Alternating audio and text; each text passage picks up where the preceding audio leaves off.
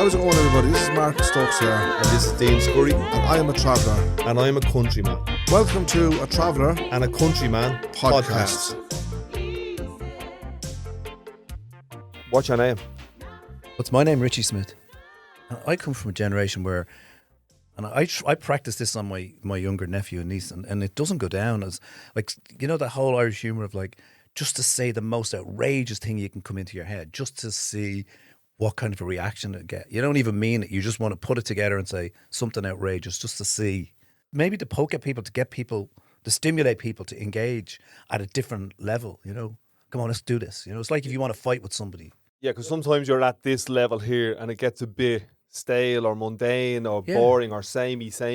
Because I do that all the time, what you're talking about, like, just throw something in, throw the cat amongst the pigeons for the crack. I see you do it with, like, just anytime we're chatting, if like a waiter or waitress comes along, what's your name? And that every time he does it, it always throws people. They always go, no one does that normally. So, and you don't do it in a flirtatious way. You do it in I'm not looking to flirt. Probably years ago I was looking to flirt. Yeah, and I think you flirt out of, you know, necessity or insecurity or whatever. But this one is about, I'm fascinated by people. I'm fascinated there's a person in front of me. Doesn't matter what they're doing, especially if they're doing a service where they're, you know, bringing me something.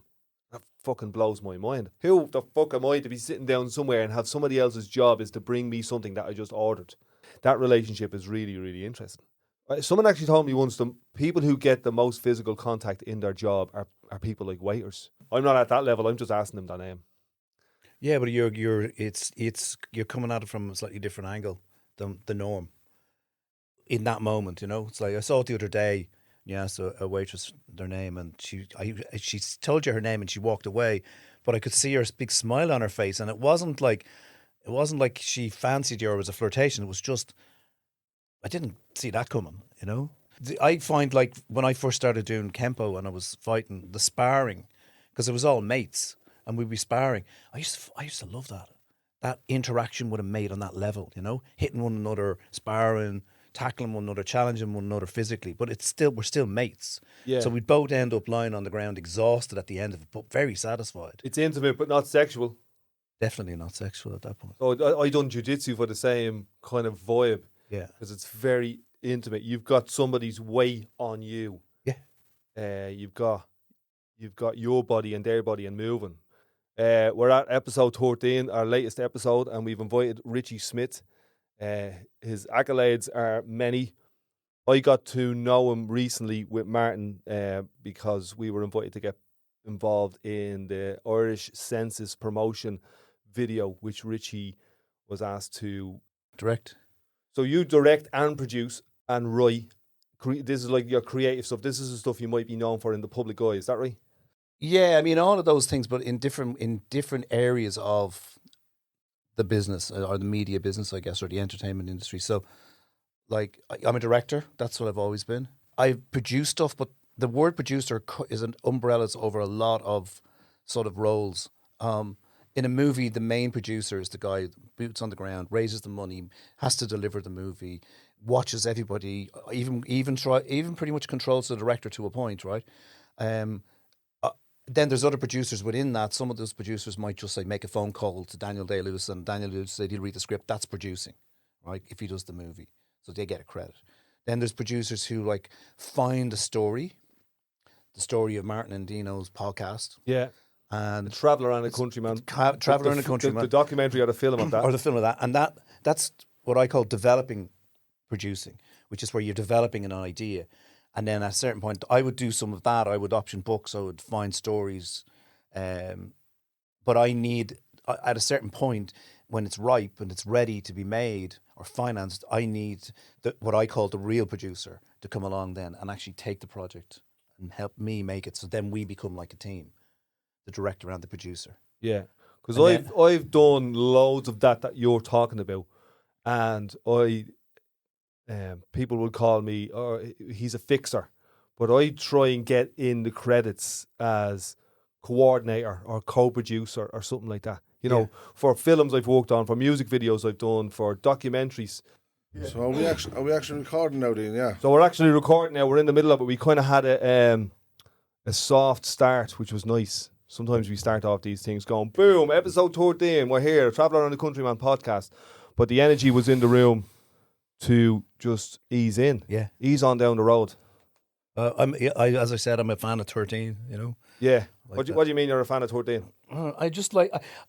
Friday the 13th has always been very lucky for me, Okay. which is weird because it's just such a superstition that's the other way. Right. And anytime there's a Friday the 13th, I always cock my eye and go, okay, what's coming at me today? That'll be interesting. It's how it is. It's For me, it's full moon. Well, lately, in the last couple of years, it's full moon. Yeah. Because I remember years ago, full moon was like something scary is going to happen. But for me, it's something amazing is coming up. Yeah. There's an energy. There's an energy off that, you know. Martin, travelers I always assumed that travelers were quite superstitious. Yeah. How was Friday the 13th for you? Very suspicious about. I wouldn't be now. Genuinely, I'm not suspicious about Friday the 13th. I know a lot of people who are very suspicious about Friday the 13th. Like I fear that something's going to happen to them, or maybe their families, or something like that. They are for one reason or another. Yeah. But I just bless my face and thank God for every day and get on with it. That's the way I'm not genuinely don't fear at all about Friday the 13th. I don't have that suspicion about it or The number 13? superstition. Number 13, no. No. No, the Friday the 13th, yeah, like you said, it's supposed to be one of these days where people are sort of scared of it and fear of it and superstitious about it. Not knowing what's going to happen through the day, but sure, no one knows what's going to happen through the day anyway. But no, I've never been superstitious about. As I said, I know people that do. I've been around people that are suspicious in lots of different ways. But for myself, no. But I mean, I don't have a massive experience of relationships with travelers. I have some traveler friends over the years that I made, right? But I wouldn't have really put you down as your typical traveler. No. There's something a bit more open-minded or broader visions. Yeah. That's what I take from Probably. our relationship so far. Chatting to you, yes. I don't know. As I said earlier on, in the superstition side of it, like there's lots of different types of superstitions. You have that one which Dean brought up there last week with about Shawnee was saying about the magpies. Is that right? 1 for sorrow, 2 for joy, 3 for the girl, 4 for the boy. One of our guests, Sean Kinsley, he was on and he was saying when he was a kid, he used to have loads of them. The magpie was one, and if you seen one magpie and then he didn't see another one, he couldn't sleep. He had another one where he used to touch the H on a wall where the hydrant or the hose was. And I'm fascinated by where do we get them and why do we hold on to certain ones and other ones drift off? You know, I find that really interesting. And I was kind of linking it when we were talking to Shawnee about beliefs and faiths and superstitions and myths and stories. And you're in the myth story film industry. That's your career. That's where you make your bread and butter. You know. Yeah, that's true. I mean, mostly the direction I've taken in storytelling so far has been true stories and true untold stories. I haven't ventured into that sort of mythology and superstitions and vampires, and I do really like them. You know, my email address is Zombie Brain, so you know it's the clues in the word, and I do love vampire movies actually a lot, and every so often there'll be a new take on the vampire genre that's just epic. You know, it's like when Blade came out, it was like no one thought about that as a version of a vampire movie, and so it's in my brain to sort of like to make a vampire movie. You know, within my career, that's one of the genres I'd love to do. Where did Zombie Brain come from? Just like zombie movies, and right back in the day when email started. Yeah. Really far back. Like it was a free for all, and they weren't all used up. All these things. If you try and do anything with Zombie Brain now, you'll get. My one is white browser because I have a white eyebrow. That's right, you do. Yeah. Where does that come from? Is that from shock or something? Some shock. Yeah, it's kind of like stress shock. I was doing the exams when I was about 20. Really kind of high end technical networking, computer networking exams, and I just got stressed out. And I used to go and see this fella and get a bit of counselling off him. And over the weeks when I was going, I was starting to reveal more stuff to him, fears and insecurities and all this. And the white eyebrow just started to appear.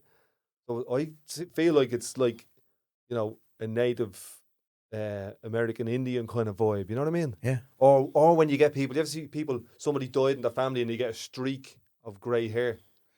There was a really brilliant copywriter, and he also was a co-owner of an advertising agency called Javelin, called Connor Kennedy. And Connor, when he was young, was in, I think, an accident, a car wreck or something. He had, and he the shock, he went grey. And he had a big mane of grey hair for his entire career. And he was quite a character and so well read and just remarkable copywriter and writer. Unfortunately, he passed away a couple of years ago. But he had this big mane of grey hair from that, and a moustache actually as well. No way. Yeah, and he was known for it, you know, around in the industry, in the advertising industry. And a mate of mine happened the same. He's an artist named John Duffy from Ballymun, and he kind of had the same. Something happened to him when he was young, and the whole thing, boom, grey. Yeah, it's fascinating. Yeah. So I'm white browser. White browser. All right, zombie brain. We'll have to get you one, Martin. What is yours, man? Well, a nickname, like, is it? Yeah. Flakes is Martin. My father's name was Flakes, so I'm known by everybody as Flakes is Martin. Right. Yeah, that's how I'm known now. By the way, Tell Richie where your dad got flakes from. he was off. Well, the story is that he was only a young lad, and he was sent to do some messages. Came back with the wrong messages, and he came back with a box of cornflakes on the back of his bike. So he had a lot of brothers. simple and He had genius. 11 brothers. Well, there's 11 of them all together. And whatever ones was around at the time, they start jeering off him, and then they put the name on him, Flakes. Well, Flakes, he did well. Well, it was cornflakes, but yeah, exactly. But they started calling him cornflakes, and then they narrowed it down to just Flakes. So he was known as Flakes then before he died. He was like 4 years dead. I rest him. 4. So the name carried on. Flakes is Martin. Yeah. And then say my other brothers now, they'd be known as Flakes is Tom, Flakes is Bernie, and all it. So you all got tired with it. It's more as a family name now than anything else. Yeah. You know what I mean? We all got done for it. It's brilliant. Yeah. Would you be known? That name would be known, outside of the family circle. Other people would know. Everywhere. Yeah. Absolutely everywhere. Sure, a lot of people are only known by their nicknames now. While in the travelling community, a lot of people. See, so many of the same names in the travelling community. Yeah. Like, for instance, Martin, Michael, say Tom, John. They're the kind of names, along with others, that would be fairly popular names, if you know what I mean, in the travelling community. So if you said to me, do you know Tom Stokes? First thing I say to you, which Tom Stokes is that? Well, you might say, well, he's from such a part of England or Ireland or such a part of Ireland, whatever. Yeah, I think I know him. Does he have a nickname? Yeah, they call him such a thing. Of course I know him. Yeah. So you know them by the nicknames. Because there's so many, as I said in the travelling community, so many of the same name, Right. literally over and over and over. And it's only recently, like, say, the last, let's say, 15 years or so, maybe a little bit more, that travellers are using, let's say, different types of names, if you know what I mean. Names that you probably only hear in the settled community, like. All the young people now are calling their kids' names after these singers and actors. Rihanna, Mercedes. You name it. Every name they can think Golda. of. Every name they can think of now. Yeah. Yeah, and it's not just in the travelling community. The settled kids are doing that as well. They've got names. Nintendo, Wii. That's a great name. Well, I've never heard that one out, Dean. But the traditional names are gone. Like, I'm Dean William Daniel Scurry. And I remember William comes from my grandfather, but the Daniel part I picked out, and I was really proud of that. And I had to be like a saint or a religious kind of thing, you know. Yeah. So I remember studying that when I was whatever age you are when you pick that name. And I wanted Daniel. It was nice. Yeah, I think I'm the 5th Richard for 5 generations. And Richard the Fifth? Yeah, I'm Richard the 5th. Ding! And I'm born on the 5th of May. So I'm a lot of 5s going on.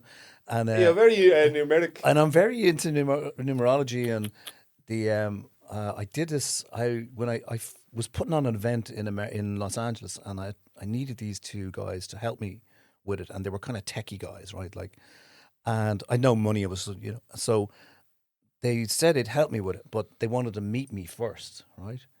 And so I said, okay. So I met them in Venice. There's quite a famous cafe called the Rose Cafe, there's a car park. So I met them like at 10 o'clock at night in the car park at the Rose Cafe, which was all a bit sort of feeling a bit nefarious, but I was, I was down with it. I'd called it, so I'm going to do it. Yeah. So I get there, and it's an older guy and a younger guy, and they're a real team, and they have a big book with them, right? And they say to me, okay, what's the day and the month of your birth? And I was like, May 5th. And they went into the book. Oh, you're a ace of spades. Okay, you're good. We'll work with you. And that was it. They closed the book and we started. These were American guys? Yeah. But for example, they said to me, because I was like, "What? You need to explain a bit more to me than that." And they didn't really explain it terribly well. They were really hooked into numerology, and day and month sort of births, and what that represented in a person's personality. Okay, and so for example, they said to me, "You're good. You're strong. You're honest. You lead." Okay, and I was like, "So we're good. We can trust you. So we'll work with you." Okay, and I was a bit shocked because this is LA. It's usually a lot more superficial than that. And it's like, you know what I mean? Yeah, these lads had something. This was coming like this. Something behind what, it wasn't just veneer. There was a bit of depth to them. Yeah, and not something you expected to come out of them or out of that city, I suppose. They grew up in a cult or something? No, they were just into this shit. And so I said, look, you give me something else. They said, look, for example, if you had said to us you were born on the 31st of December, we would just walked away. And I was like, "Why?" He says, "Well, you can't trust people who are born on the last day of the year." And I was like, "Okay." Now I've looked into it a little bit, but not enough. Was that a superstition of theirs? Well, I think, Martin, the question is how much superstition is built into the whole notion of numerology. The thing I'm obsessed with, and I collect them on my phone mostly, is 1111s. 1111s or 444. Jay-Z's album 444.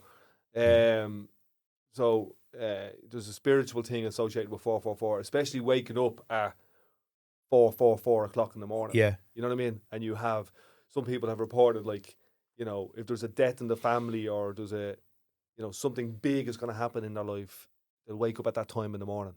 Yeah. And it'll just appear on the clock.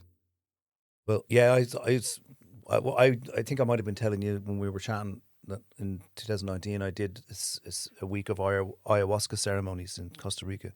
Yeah. And one of the kind of predominant sort of visions was code and numbers just rotating at crazy speeds. Quite matrixy, like, not like the Matrix that we, the movie show with all the green and stuff, but just there was a lot of numbers involved in what I could see in reality, which was interesting. So I've always kind of felt there's something about 1111. I always feel like if it comes up, like if I pop my phone now and it goes 1111, I go, oh, okay, that's good. I like that. Something good going to happen to you, yeah? Yeah, and so, I don't know what it is, but I feel it's a good thing.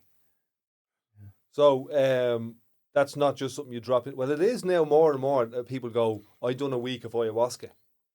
What got you to there? That just doesn't happen. It's. But sorry, I'm just going to say, for those people who don't know what ayahuasca is, it's a tribal medicine from Amazon. The Amazon. It's like an over 2,000-year-old plant-based medicine that the shamans, who are the spiritual sort of leaders of the medical spiritual leaders of the tribes of the Amazon, would have originated there and spread out into South America, to most countries in South America. And in Ireland, a kind of reference that people might understand is similar to magic mushrooms.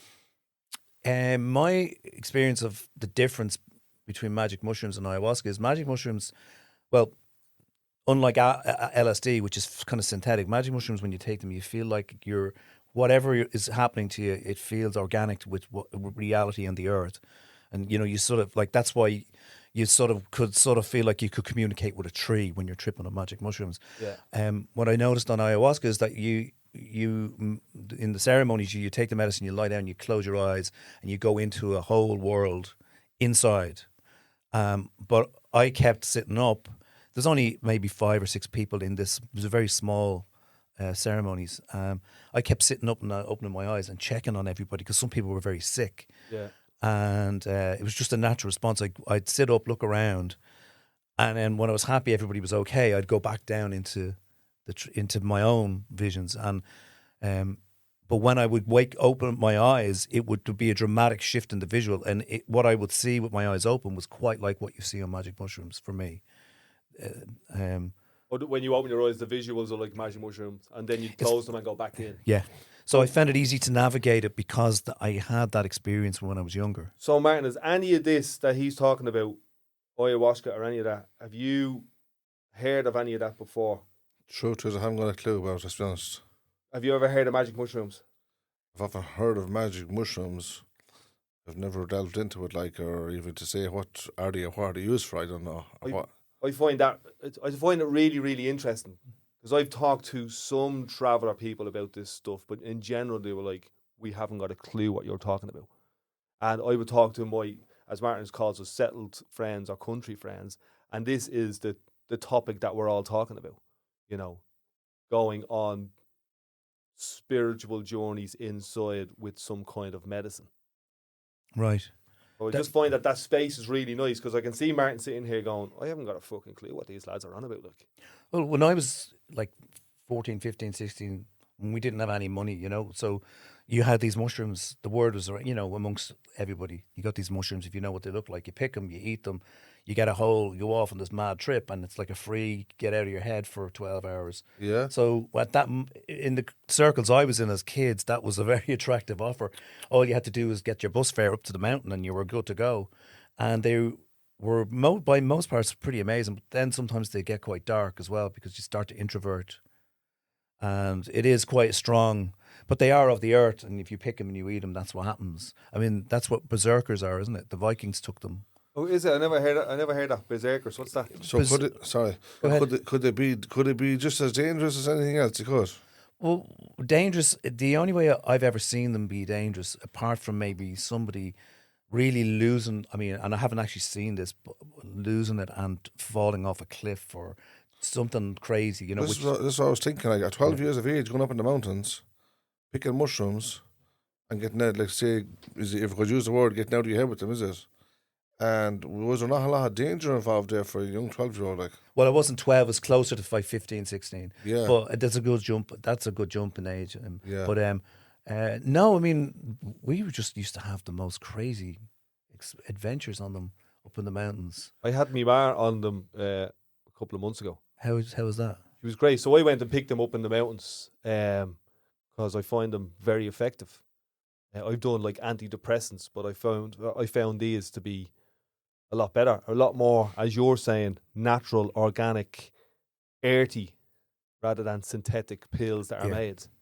And you can feel the difference in your body and in your mind and in your soul and all that. So I'd go and pick a load of them with a couple of lads, brought them home, leave them in the gaff. And anybody who's going through stuff, like who's ready to go on a journey, or who's in the middle of something that they can't just break through, like a depression, or you know what I mean? They've hit rock bottom and they're just like, I don't know what the fuck to do with my life. It's like a belt, isn't it? Coming out of nowhere. It's like it can be like a bit of a smack. Yeah. Like, here, you thought that was reality. Bang! Here's a different perspective on reality. And so I gave them to me ma, and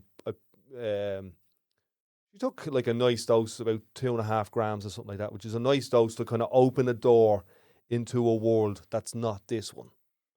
And she just lay down on the sofa, put a blanket over her, things over her eyes, earphones, listened to some music, and she was happy like a little child in the fetal position for about 8 hours. Like a meditation thing, is it? Exactly like a meditation, yeah. Exactly like a meditation.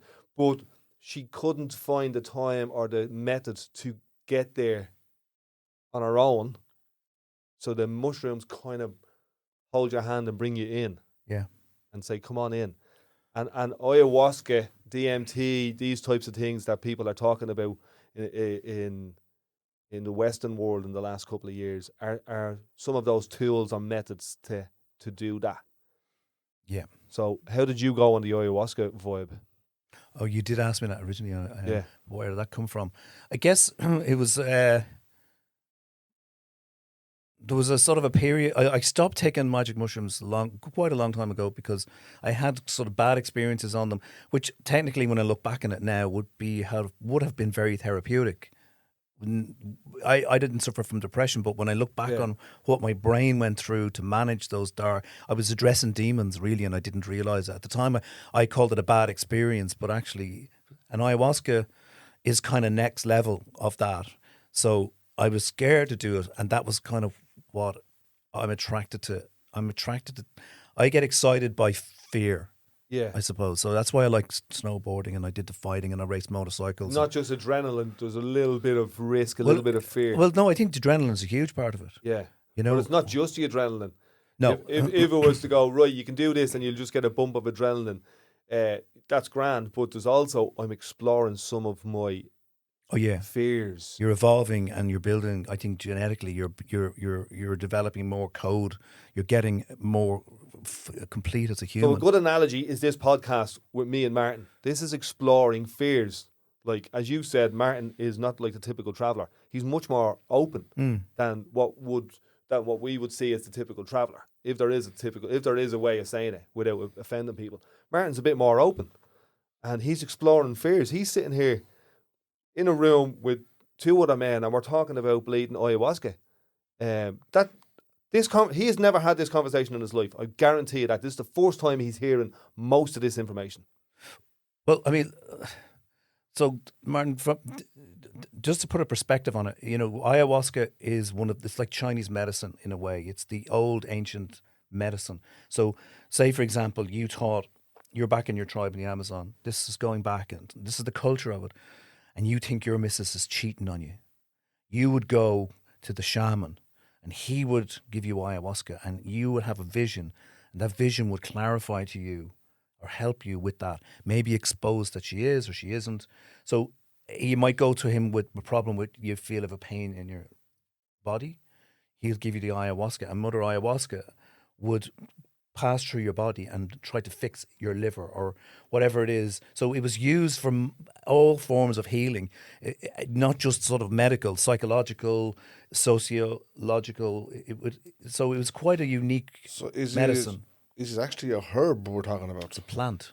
A plant. It's a plant, and it's a combination of two plants together. Plant and a vine, and they mix them together. And what I believe is that because one of the things that when you do the ceremonies is they give you a mat, they give you a bucket, and they give you the medicine, and you lie down, and within 20 minutes to half an hour, most people throw up, right? And they usually throw up this thick black sponge. It's pretty horrific, actually. They kind of call it like a purge, where you just, all the stuff that's in your stomach kind of comes up. Yeah, it's like a purge, and it is kind of like, because you're already in a hyper state in terms of, you know, perception. It's almost like you're vomiting up some kind of monster out of you, right?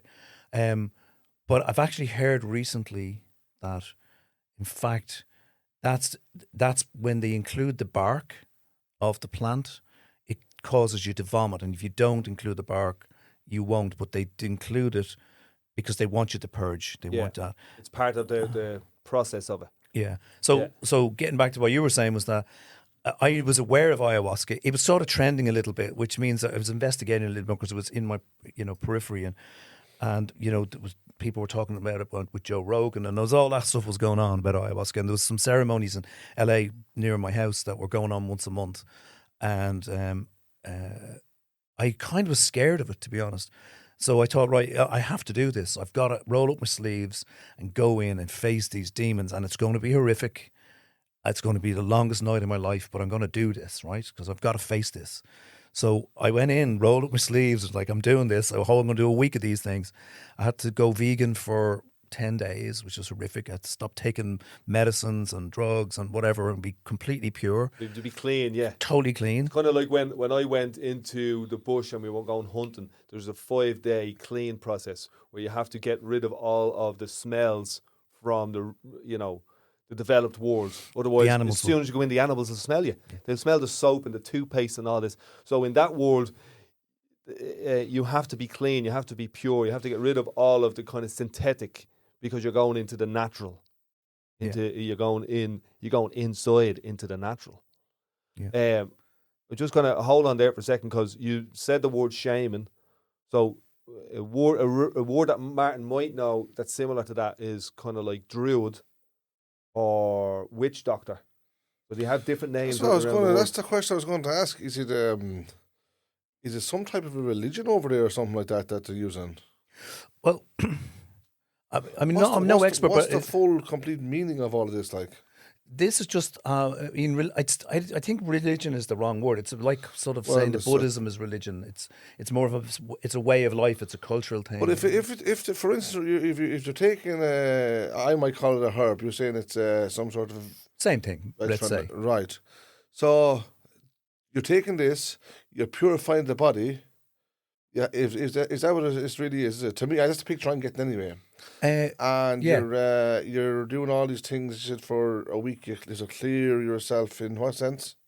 Well, you're just, I'm not picking up you're on the going right on a kind of a words. journey, right? So Yeah. So say like okay, let's just say we all decided to take some form of an organic hallucinogenic here now in this room, right? What would happen is we would just go on this crazy interactive trip together.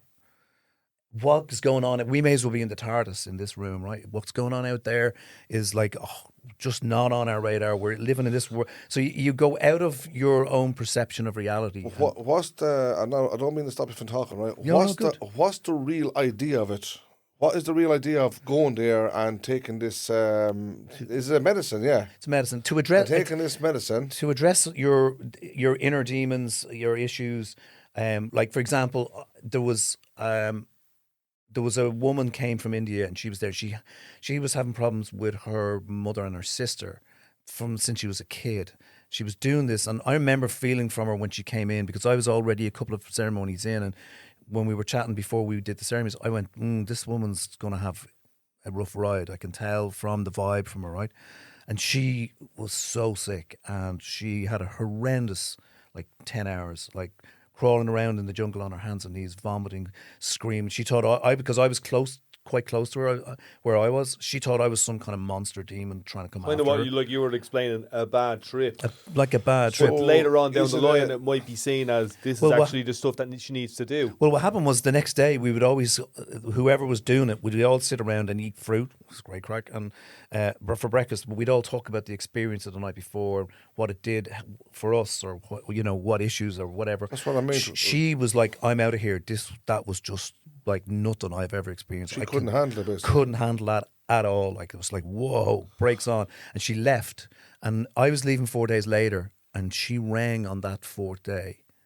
She'd been driving around Costa Rica in shock, kind of thing, but slowly realizing, processing what had happened, she actually realized, this has been really good for me, and she wanted to come back and do more. So she just needed to go off, process what had happened, which is what she did, and then she's like, "No, I needed to go again." And so it's like a self therapy, I suppose. That's what I was going. That's what I was going to say. Is it like a healing ritual or something like that? Absolutely, yeah. Is that the 100%. main plan of it? Like, yeah. Yeah. And you were doing was healing leaning in. from. So I was saying that people who go to it, is it like that they have effects in their body or their minds, or Yeah, both, everything. It's and a full on. they're sort of looking for a cleansing at the same time, is it? Yeah. Mind, body, spirit, soul, all of that type of stuff. And what you were doing was leaning into your fears, and she was leaning away from them. But then later on, she realised that leaning into them is where the healing is.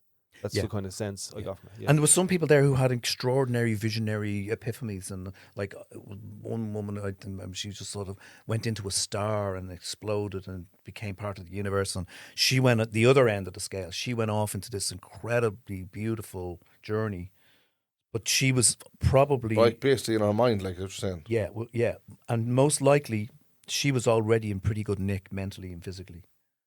But it's so real that in your mind, you can't, this kind of world here that you can touch and feel, where we're in this room, fades away. It's almost like a curtain is pulled back slowly, and you're shown a different perspective or a different reality. And that different reality, in there's healing and lessons and scary things and lovely things. Was there a group of people that was actually doing this? Yeah.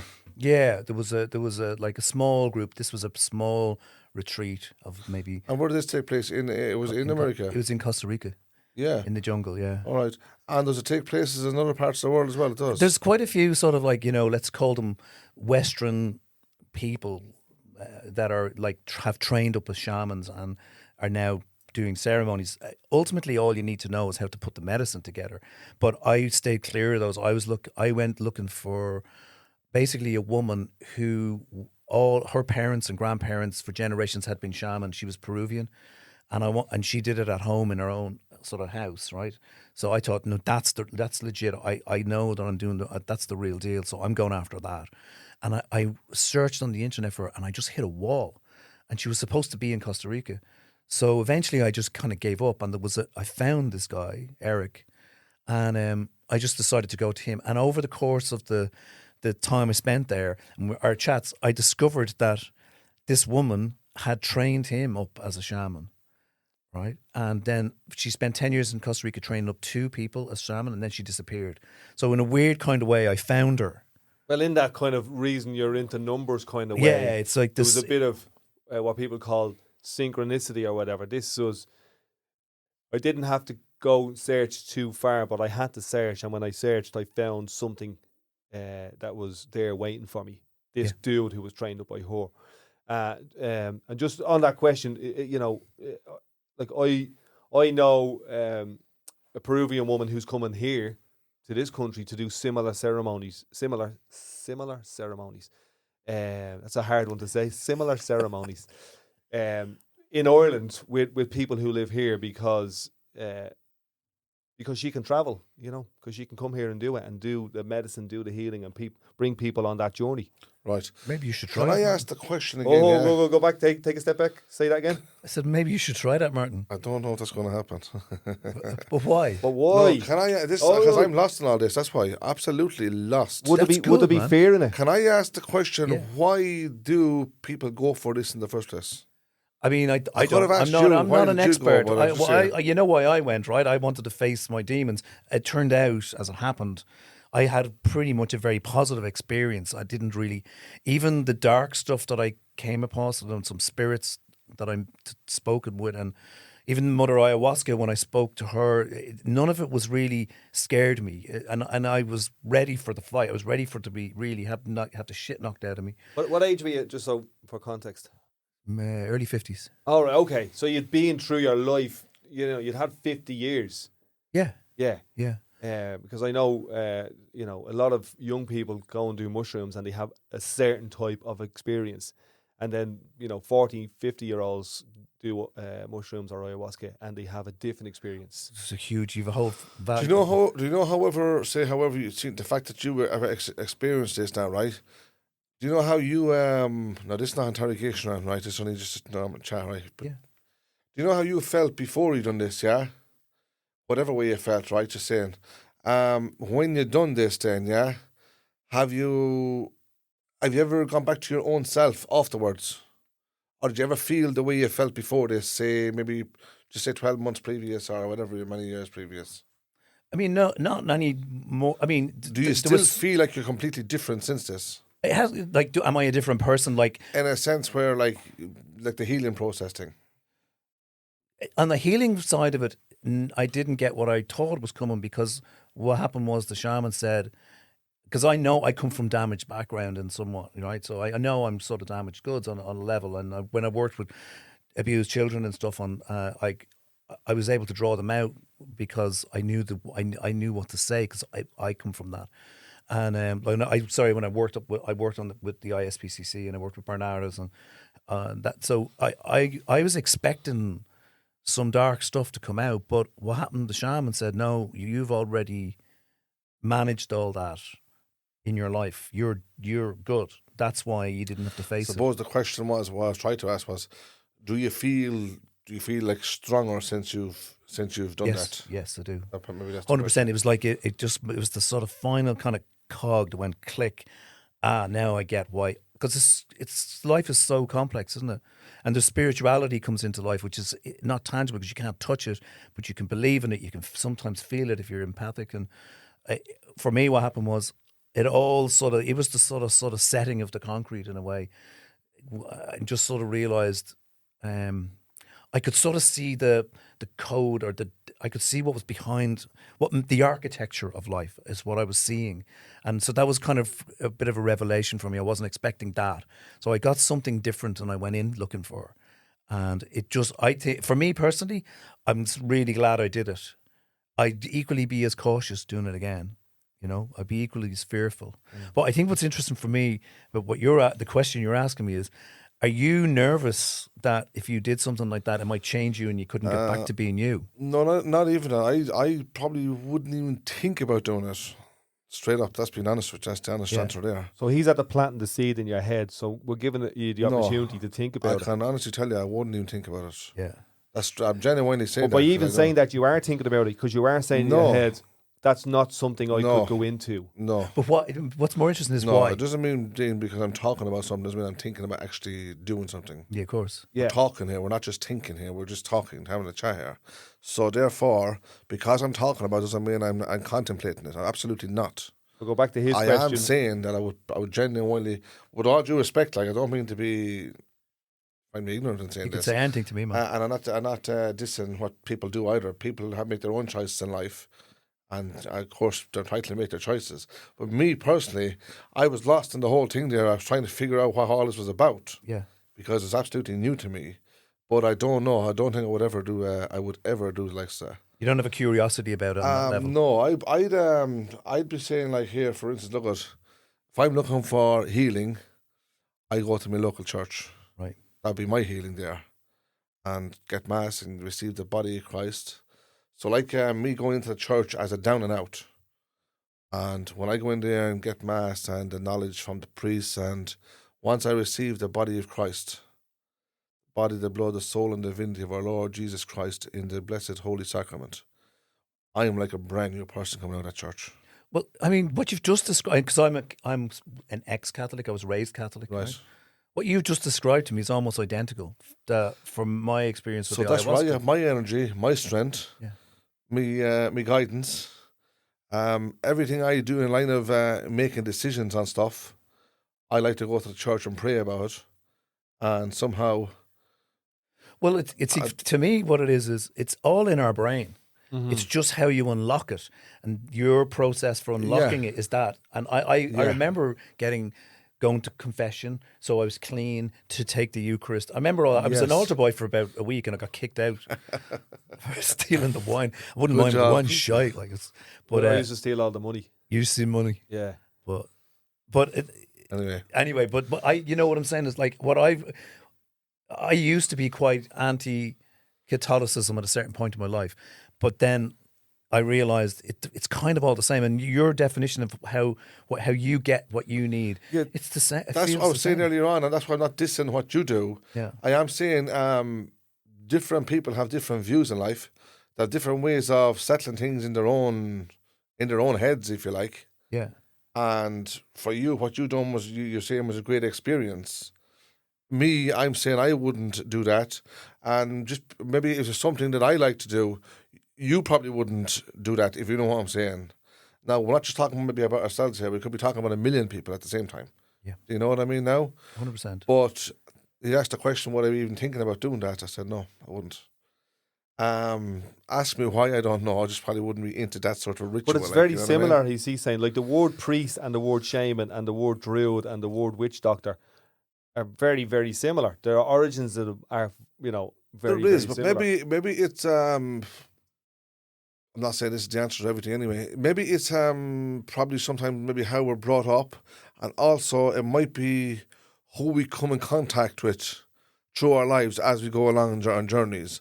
And Absolutely. of course, this man has been all over the world here, Richie Smyth, yeah? Yeah. So I could be guessing something and I could be guessing wrong. I don't know. Of course, you have met people throughout your life. Is it was this something that someone presented to you or someone told you about, or did you just take this on board yourself? Like, if you don't mind me asking the question. No, not at all. I mean, in hindsight, sounding very kind of spiritualized by it all, it's like it kind of came to me when I was ready for it. I realize now in hindsight. At the time, I was just exploring conversations with people. I'm interested in alternative medicine. I'm interested in functionality. Like I love functional training, functional medicine. What I mean by functional is that it's connected. Everything's connected. So, in functional training, for example, if you're just doing squats or you're just doing bicep curls in isolation, you're not really training the body correctly. Where you're focusing in on one muscle, whereas function would you train the whole arm, pec, delts. So it's about how it's all connected. Same in medicine. If you take if you're trying to cure a problem, you might not necessarily go directly to that problem. You might look at the effects it's having on other organs or tissue or whatever in your body and actually start to fix them and work your way into the real problem. So functionality is something I'm very interested in. I remember when I was doing MMA training and you'd get like a groin strain or something like that, and you'd go to the physio and he'd say to you, it's not your groin that the issue is with. The issue is with something else in your body, and it's usually diagonal to the pain, because the pain in your groin is compensating for something in your knee, which is compensating for something from the diagonal ankle. The neural pathways. Yeah. If you Matsu, Matsu is this 2,000-year-old Japanese therapy sort of treatment, and that in the Matsu, that's what they do. Is the whole idea is that our bodies get calcified through lifestyle, through injury, through bad posture, through whatever, and the neural pathways from the brain to the muscle, specifically those individual pathways, they get clouded and messed up. And so with Matsu, they clear those. So they clear that pathway that would run, and a lot of the stuff they do is diagonal. And one man's Matsu is another man's Reiki or yoga or ayahuasca or going to the church. I find now at this stage of your life, they're all kind of similar methods to get to a place, to get to somewhere where you feel stronger and freer. So what's this one, the Matsu? Is that something to do with the Chinese as well? How they do it and all? Yeah. I'm not as familiar with Chinese medicine except that I've seen some amazing results, like incredible results that are the opposite to what Western medicine was presenting as a solution. Yeah. Let's just say, right? But I came upon a Matsu because I've loads of body injuries and my back is messed up from fighting and motorcycle accidents and snowboard accidents, and so I've been kind of beating my body against the planet for my entire life, and I carry injuries. So I've been managing those injuries, and I I have my guy who adjusts me and fixes me and all that. And I've got a masseuse who's sort of almost a physio who would work on muscle. I train, I have good nutrition, except I drink probably, and it's the only week. But I still was having problems, and I got recommended to try a Matsu, and I went along, and of course I'm inquisitive, so while I was doing it, I was asking the guy. So he's explaining to me what he's doing, and actually it was sort of again the gel that made all the other things work. All the others would work locally. It's like I get a massage or I get an adjustment, I'm fine for a week, but then it would come back. And with the Matsu, it started to really, it was like it was helping all of those things keep it fixed. And that was to do with the neural pathways through your body, which is like, because your nervous system is your life in terms of living. If you kill a nerve, that part of your body will die off you. And there's another, what I see it as a more aggressive version of a Matsu, which I've tried recently. It was excellent, and it's called myoreflex, and it works on trigger points in the body. So in other words, you say, in the most basic definition of it, you find a muscle that's part of these neural pathways. You go in really hard with it and press into it really hard so it hurts. So the brain goes. I've seen them doing that on horses. Yeah, doing when a horse's leg locks. Yeah, and then you get the horse doctor coming in. That's what back they do. To the witch doctors, back to the priests. Yeah, there's people out there with knowledge, and they press the right thing or they manipulate the right thing, and you get results from it. I've seen that. It was an amazing video. The horse's leg was all locked up, and your man just. Well, it's massage the immunology has become really, really. I think it's a real 21st century approach to medicine generally, and immunology at its core basically is the body's own system for fixing itself. So we're like the most perfectly designed unit, a human being, and we know how to fix ourselves, our brain, and our immune system they go to town. So that's what happens when you get injured. You get a gash in your arm, like the gash, the cells in the area send out proteins going, alert, alert, we're hurt. And then through the process of angiogenesis, the brain floods the area with blood vessels, which brings nutrients and healing and takes away toxins and infection. And that's, so the brain and the body are doing that, but they don't need any help to do that.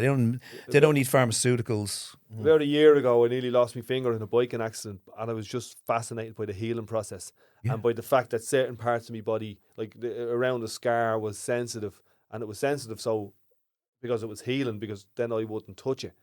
You know what I mean?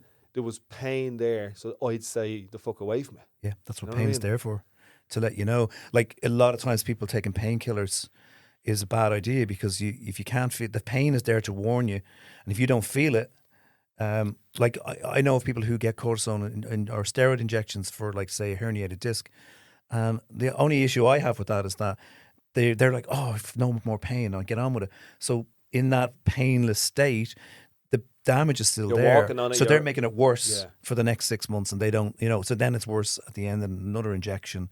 And I don't know, but and then it's like forgetting there's something actually wrong with them there. Well, the body's telling you it's wrong, so be careful, stay away. Yeah. That brings me on to, I'm really interested in what we put into our body in terms of medicines, in terms of food. You were talking about diet and so on, in terms of exercise, in terms of what media we consume and so on, And like, I grew up in a community where the main medicine was alcohol. And basically what it was a painkiller. It was an emotions killer. Mentally and physically, Mental, emotions, spiritual. It would just turn all that down. We're feeling something. We're in some kind of pain. Right, pints of Guinness, pour them on top of the pain, and we'll be grand. I'm really interested in that. And like we were talking about, doing mushrooms, getting a healing, but you might get a bad trip and you might fall off a cliff. But how many people have gone home and battered their partners or driven a car into the wall on the alcohol that we promote every day? But we have big fears for the other types of methods, for the other Chinese medicines, Peruvian medicines, whatever. Yeah, I mean, like I grew up with alcohol and alcoholism, so my rejection of that was to investigate marijuana, mushrooms, things that didn't have the same effects. When you say grew up, were you a drinker yourself? Basically? No, I wasn't. My dad was a big drinker. Typically of that, men who raised kids in the 60s. Yeah. He'd disappear out, come back hammered. A good night, he'd be laughing, a bad night, smash up the house. And so as a kid growing up, first son of an alcoholic family, I sort of took on the role of father figure in the house very quickly. And so part of that was like, no, I can't drink. And it was probably I lost my dad now about 17 years ago, and like one of the things he would have wanted most in life was for me to go to the pub with him and have a pint with his son. That was the thing, but I could never give it to him because of the pain he brought into the house for all of us growing up. So I didn't even really start, like, in Ireland. And when I was growing up, once you could get into the pub, which was around 14, you were drinking. Everybody was drinking. All the lads were trying to grow beards and look like men and drink. And I was like, I'll have a my waddy. And I was like, we're not buying you a my waddy. Well, I'll buy my own. And I just refused to drink till probably I was about 20, which in those days was like I hung in there for quite a while. That's some kind of awareness or strength, because I was on a similar path. You know what I mean? Both of my parents drinking. I don't think they mind me saying, I think 32 years ago this week they've stopped drinking. But my childhood was alcohol, in not just in my life but in the whole community, and I had a big fear. Am I going to be a fucking alcoholic here? You know what I mean? Is this destined? Have I got any choice in this? Is it in your DNA, Yeah, is it in? Yeah, it's so much part of the culture. It's so much part of the social pressure. Is it in my fucking DNA as well? Do I have any choice whatsoever? Yeah. I mean, it's interesting because growing up for me as well, my perception of the travelling community, and I don't mean this in any derogatory sense, right, was that alcoholism was rank. I would see travellers on the street so drunk and with lumps out of them. Right, lumps out of their body, going, Jesus, how are they even, right? And that was, that I'm talking about in the late 70s, right, in the early 80s, and I had a kind of a an interesting thing happened to me, and I'm sorry, I'm taking this a little bit off That's course, great. but Do it. but Okay. there was a festival called Carnsore Point, and it was something to do with they were going to build a nuclear station or something down in Wexford, right? And so it was a festival protest. I was about 15 or something, and I went, I'm going. It was my first time to go to a festival, long hair and smoking joints, and like it was just like a whole other world, right? But what I came away from the festival with was I ended up making friends with a couple of local travellers in the area, right? They were English, like pikey, right? One of them was a chap called Kevin Killeen, who was an amazing man, and so they would have been a good bit older than me. Him and his uncle Tony were like this. They were part of a community of travellers. It wasn't really like a halting site, more like they were just dotted around the place. But they were travellers. They had goats. They had their caravan. They lived off the land. They didn't do regular jobs the way, say, my dad did. Right. But they weren't the travellers that I knew from the city, which felt really hardcore and harsh, and alcohol just ruled, right? Yeah. And these guys were smoking weed and they didn't really drink, and it opened my eyes to another kind of traveller. So I started to see The difference in travellers. yeah, and then I suddenly started to realise there was travellers all over the country.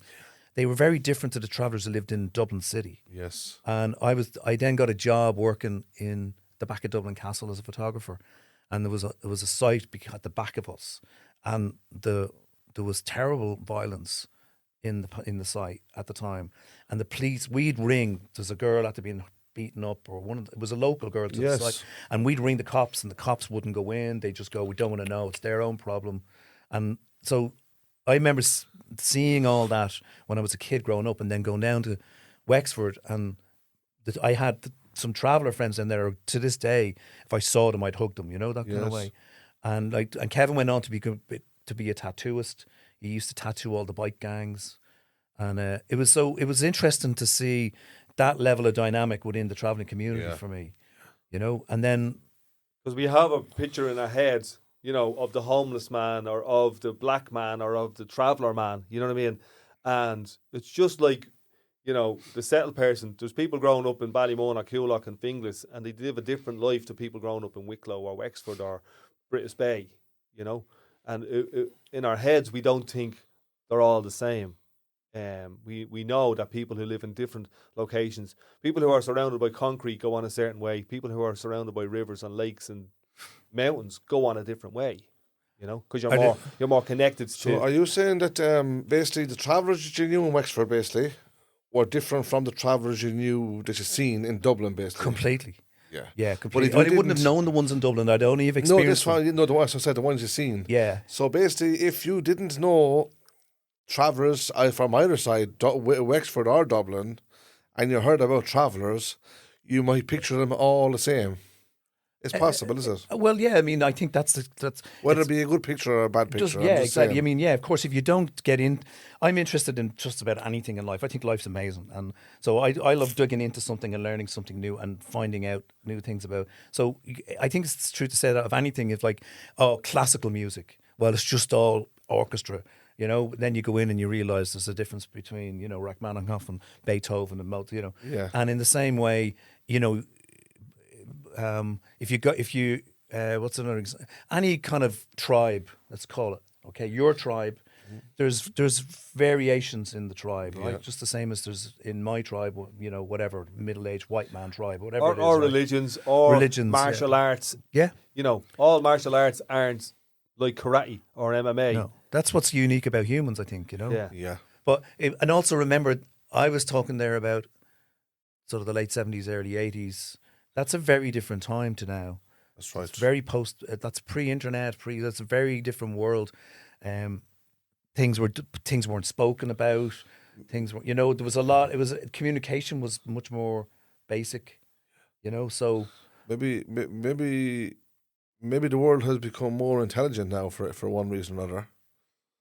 I think the access, the availability of information is phenomenal. Yeah. Now. It's absolutely phenomenal, which is the really positive side of all that, I think. Yeah. Because there seems to be an advancement in everything throughout the world. Yeah. Whether it be travellers, whether it be settled people, whether it be whether it be computers, no matter what it might be, Yeah, they've come a long way since the 80s and 90s, put it that way. yeah.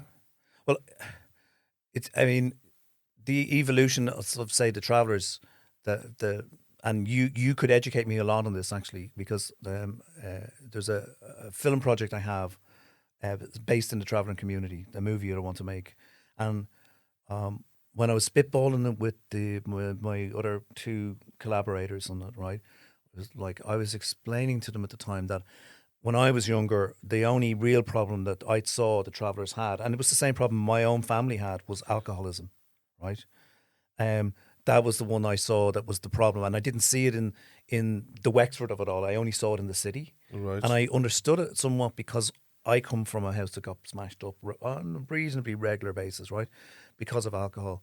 And but then what I was hearing was that cocaine had entered into the traveling community, and my experience of the cocaine of it all is that when you have someone who's drunk, really drunk, and you give them cocaine so they can stay more drunk and get you, there's a psychosis that comes on with that that's actually mental.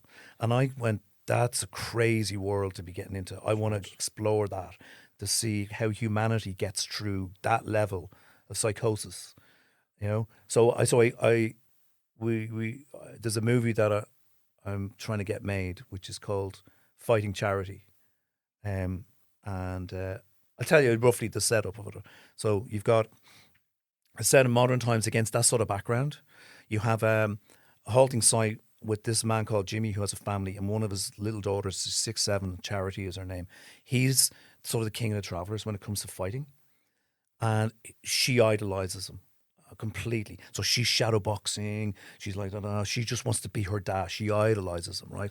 And of course, the mother's like, don't be doing that. Do girl things and all that. And then, so there's at the opening of the film, there's a big fight, a challenge from another family, a rival family. They're the ones who are stealing the drugs, and they've gone to that next level.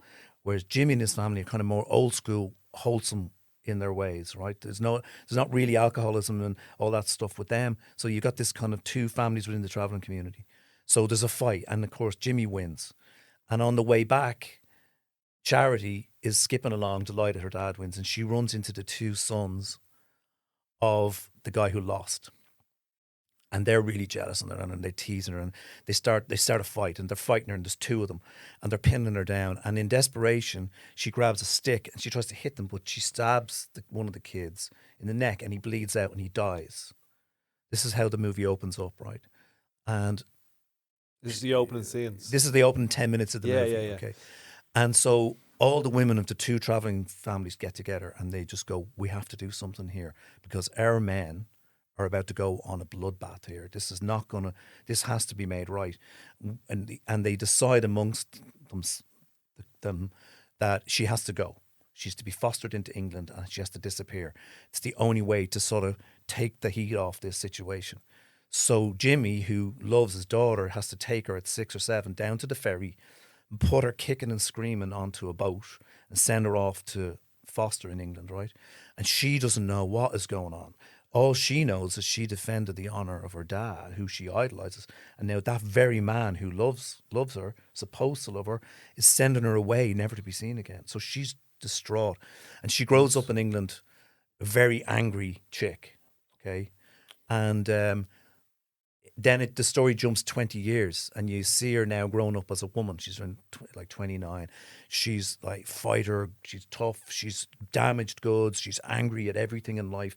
And we know it's all from that original trauma, right?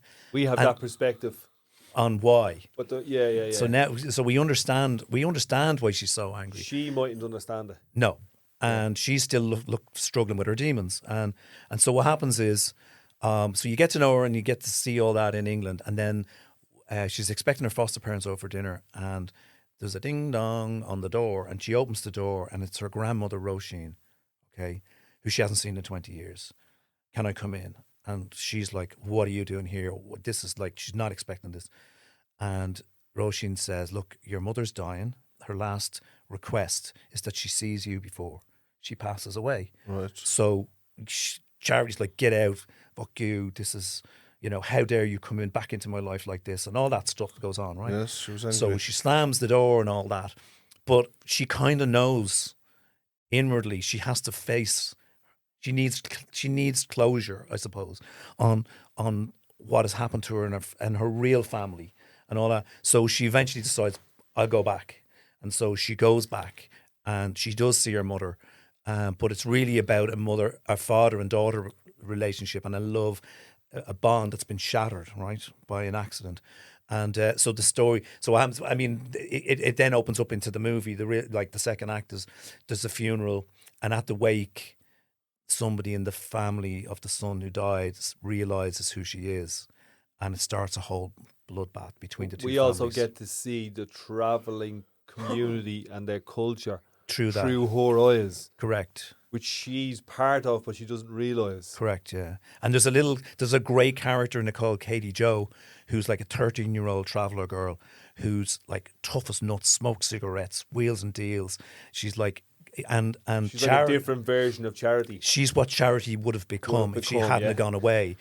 And we better make this movie. That was it. So at some point, I want you to read the script, Mark, because I want you to put your traveller filter through it. Now, you'll obviously, if you don't mind, you'll hopefully you'll enjoy it. You got to remember, it's written by people who are not travellers, Yes. but have done a lot of research, and also the dialogue might be probably a little bit feeling cheesy because, again, you're caught with a movie. Unlike in a documentary, people, when they sit down to watch a documentary, they want to see the reality of it. That's what they want to see, right? With a movie, it's, you're creating a sort of a hyper state. You want to be entertained. You want to be emotionally involved in a different way. It's a different craft. So sometimes if the dialogue is too correct and too on the nose, or too precise to the travel community, a lot of people around the world, even though they speak English, might not be able to understand it. Then you have to throw subtitles onto it. Yes. It's kind of like to try and find a balance. If you made Siege of Jadotville, that's not how it was in actual real life. That's not the words they used. That's not the people who was there. It was different guys. It wasn't those actors. Certain things happened. Other things that you show didn't happen. But what you're trying to do is convey a story. Well, on Jadotville, I did a ton of research, and I met all the survivors, the men who were still alive. Yeah. And I tried to be as accurate that way as possible. The truth is, but it's not a documentary. No, it's not a documentary. It's a story, and it's the Alamo. Jadotville is a western. It's the Alamo. It's Zulu. It's a bunch of men surrounded by a big enemy. What would be the one for this then? If that's the Alamo, what's Fighting Charity? Yeah, can we go back to the other one for a minute, please? Yeah, if you of don't course. Mind. Has the full script been written on this now? It has. Yeah. It has. Yeah. All right. And is there a date for release, or has the acting taken place? No. We're only at that point now where we're going to start talking about actors, and actually, interestingly enough, talking to Dino about it, because I was quite interested in the idea that there would be real traveller people in the movie. Yes. Right. As much as you can, that's a great thing to say, but they still have to be able to deliver to the camera. It's like me saying, well, I'd like making a movie about policemen in the world of the police, and I want to use real policemen. Most real policemen can't really act, so that's a reality of it. But you can draw performances from people in a very kind of caricature way. Yeah. But what we talked about, myself and Dino, was maybe setting up some kind of an acting school for travellers. Yes. Here in the area. That was done after that movie City of Gods. The guy who cast that set up a acting school for children. But you had to come from the favelas to go to the school, and I went there. Favelas is like the halting sites of Rio. Sort of, yeah, bit more biblical, bit more biblical, yeah. But so in the same way, we thought, okay, well, what if we set up some kind of an acting school here? So it gives an opportunity to traveller kids to flex that muscle, because this is very much the muscles of this generation now, the future, and out of that, maybe we might find an amazing Katie Jo or an amazing character. We might not find the main guy because there's too much of the craft of acting needed to deliver it. Because Charity and Jimmy carry the movie, right? So in a long shot, you could be Jimmy and you could be absolutely amazing. No way known, we'd have to screen test you. You know, that kind of way? Yeah. Whereas with an actor, you bring him in. So it's like, we just thought it might be an interesting part of giving something back to the community here. Yeah, and also giving that you're to travellers leaving something in the community. You're leaving tools behind, rather than, for example, Into the West. It's a traveller favourite film, but it was made in this community. There's not much residual left after that other than the romantic idea of it. Yeah. You know what I mean? Where we talked about what can we leave that's fucking concrete. Make the film great, everyone comes in, it's a lovely budget, great actors, but if we left something behind, if you give a man, if you show a man how to fish, you know what I mean? That kind of analogy. Yeah. He'll be able to feed himself for the rest of his life. Where if you just catch a fish for him and hand it to him, he'll feed well for that one night. Well, I mean, movies do it all the time to communities. They steal. It's a terrible thing, but they steal what they need to make the movie and they're gone, right? What myself and Dino talking about and what you're saying now, Dino, is like, no, what we do is this helps us to maybe make a more interesting, more honest movie, but it also it generates a whole new world for people to work with as well. Maybe these kids could start making their own movies. Yeah. We talked about this during the census. Wouldn't it be cool if there was a film school here that teaches kids how to make films? And say I came and I gave a lecture, I could pull on a load of director friends and producer friends and editing friends to say, come up and give and talks. There is some of that, but it's not connected. Like there is a guy who works in Ballymun, Jeff O'Toole, and he runs drama and script writing and filmmaking, but it's not connected and it's not resourced. You know, they're tipping around with a couple of shillings where we should be able to go, can we throw 200 grand a year at this, come up with a film, take on 20 kids, some of them are actors, some of them are sound, some of them are video, blah, blah, blah, and you have something that a community can bring home some breads to the table themselves, rather than just having the payday, everyone gets €1,000, you're happy for a weekend, and then that's it, it's kind of gone away. Yeah. And I think we would be serving this city better if we done the latter, if we built something on top of it. I think so, yeah. It's like it'd be like baking a cake and using the natural ingredient. You see, I've seen traveller films, where they use American actors, English actors, you name it. So don't these actors have to be trained into talking and acting like travellers? Absolutely, they do. Yeah, some of them straight up, some of them genuinely makes a mess of the thing. Well, I mean, it's interesting you should say that because there's a man called Brendan Gunn. Don't get me. Not stop you from talking. It doesn't take away the fact that they're actors, but it doesn't mean that they're doing the exact. They're actually doing the exact thing as travellers do when it comes to traveller films. Of course, they will. It really comes down to how much the director and the actor and the producer lets them explore and research the actual world. There's some movies where it's just picture postcard, and there's some movies where it's like really, whoa, that's... So have you seen the movie Snatch? Yeah. So have you seen Brad Pitt's portrayal of a traveller in that? So what would you think of that performance? I think the performance, the fighting performance, he would have fitted the bill for that. I think the talking performance, I genuinely think he made a mess of stuff. He made a mess of it? I do think so, yeah. But and why? Now, there's probably thousands of people mightn't agree with that. A bit too much attitude. He was trying too hard to be a traveller, he went over the limit completely. Yeah, he turned it up to 11 or 11 and a half. Obviously, he's an actor. I understand that he's not a traveller, he's an American actor. But he went way beyond the trying part. It's probably because he was told that by the producer or the directors, whoever was giving him the... Well, I know the story behind this, so I can tell you if you like. So there's a man called Brendan Gunn. He's a dialect coach. He's amazing. He's from the north of Ireland. Yeah. Actually looks quite like you, believe it or not. Yes. You're of the same DNA. It's a weird thing. I was thinking it when I was mentioning his name. But Brendan's he can do any form of dialect. He's just amazing. He does all the big movie stars. And he trained Brad for become a traveller. Yeah, and what happened was the producers on that movie, they wanted to make sure that what he said, the public, the American public, could understand, okay, the English he spoke, the traveller English. But when Brendan went to Brad's house in America and they sat down and they looked at travellers talking and the way they were talking, and he could see how they really talked, the thing that he took from it was it's impossible to understand.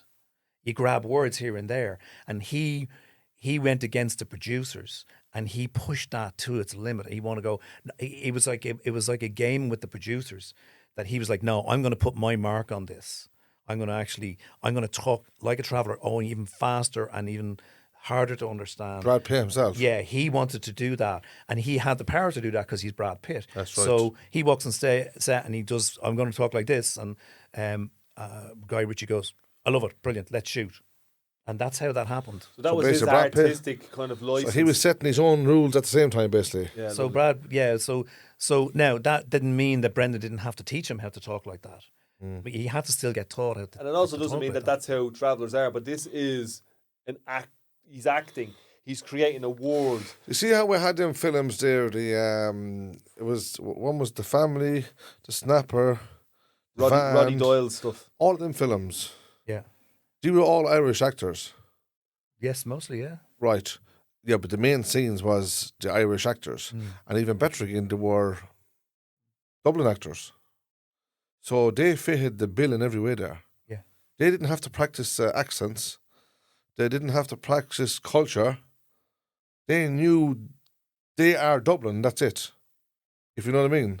So they made let's say that's why the films became so popular. If you want to use that word. Yeah, like That's the why they were like so the commitments. Yeah, the commitments. That's why they were so great of films. Correct. Because they use, as I said earlier on, they use the right ingredients. Natural They ingredients. use the natural people for them films. Yeah.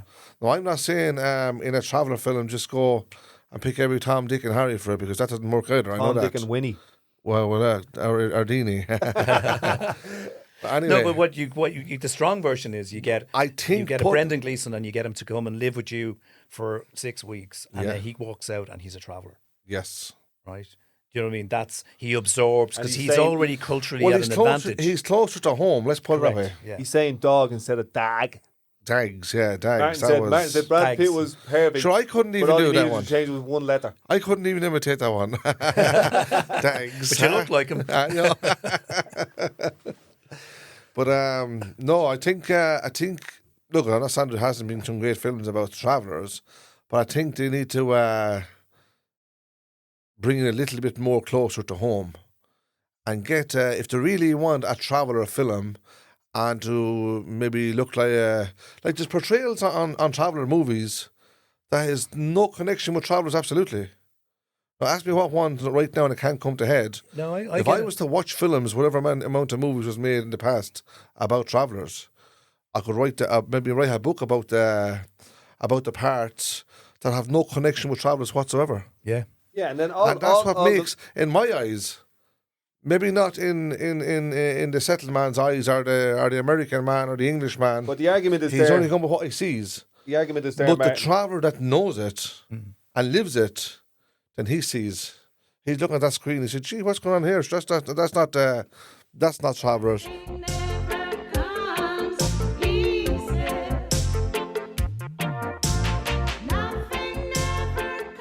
So, I have a question for you, Martin. It's, Yes, go ahead. When I first encountered this Dino character, right, and we were doing the census thing, he was getting involved in traveller culture, and this whole project, okay? And he was telling me about you, and he was quite excited about it. But he said he told me one expression that you had that I found fascinating, that I wanted you to explain to me properly, which is he said to me that you would say to him that you would take the shame from your mouth and put it in your pocket. Yes. And I'd love to understand what that means exactly for you when you say that. Well, I suppose it could mean a lot of things.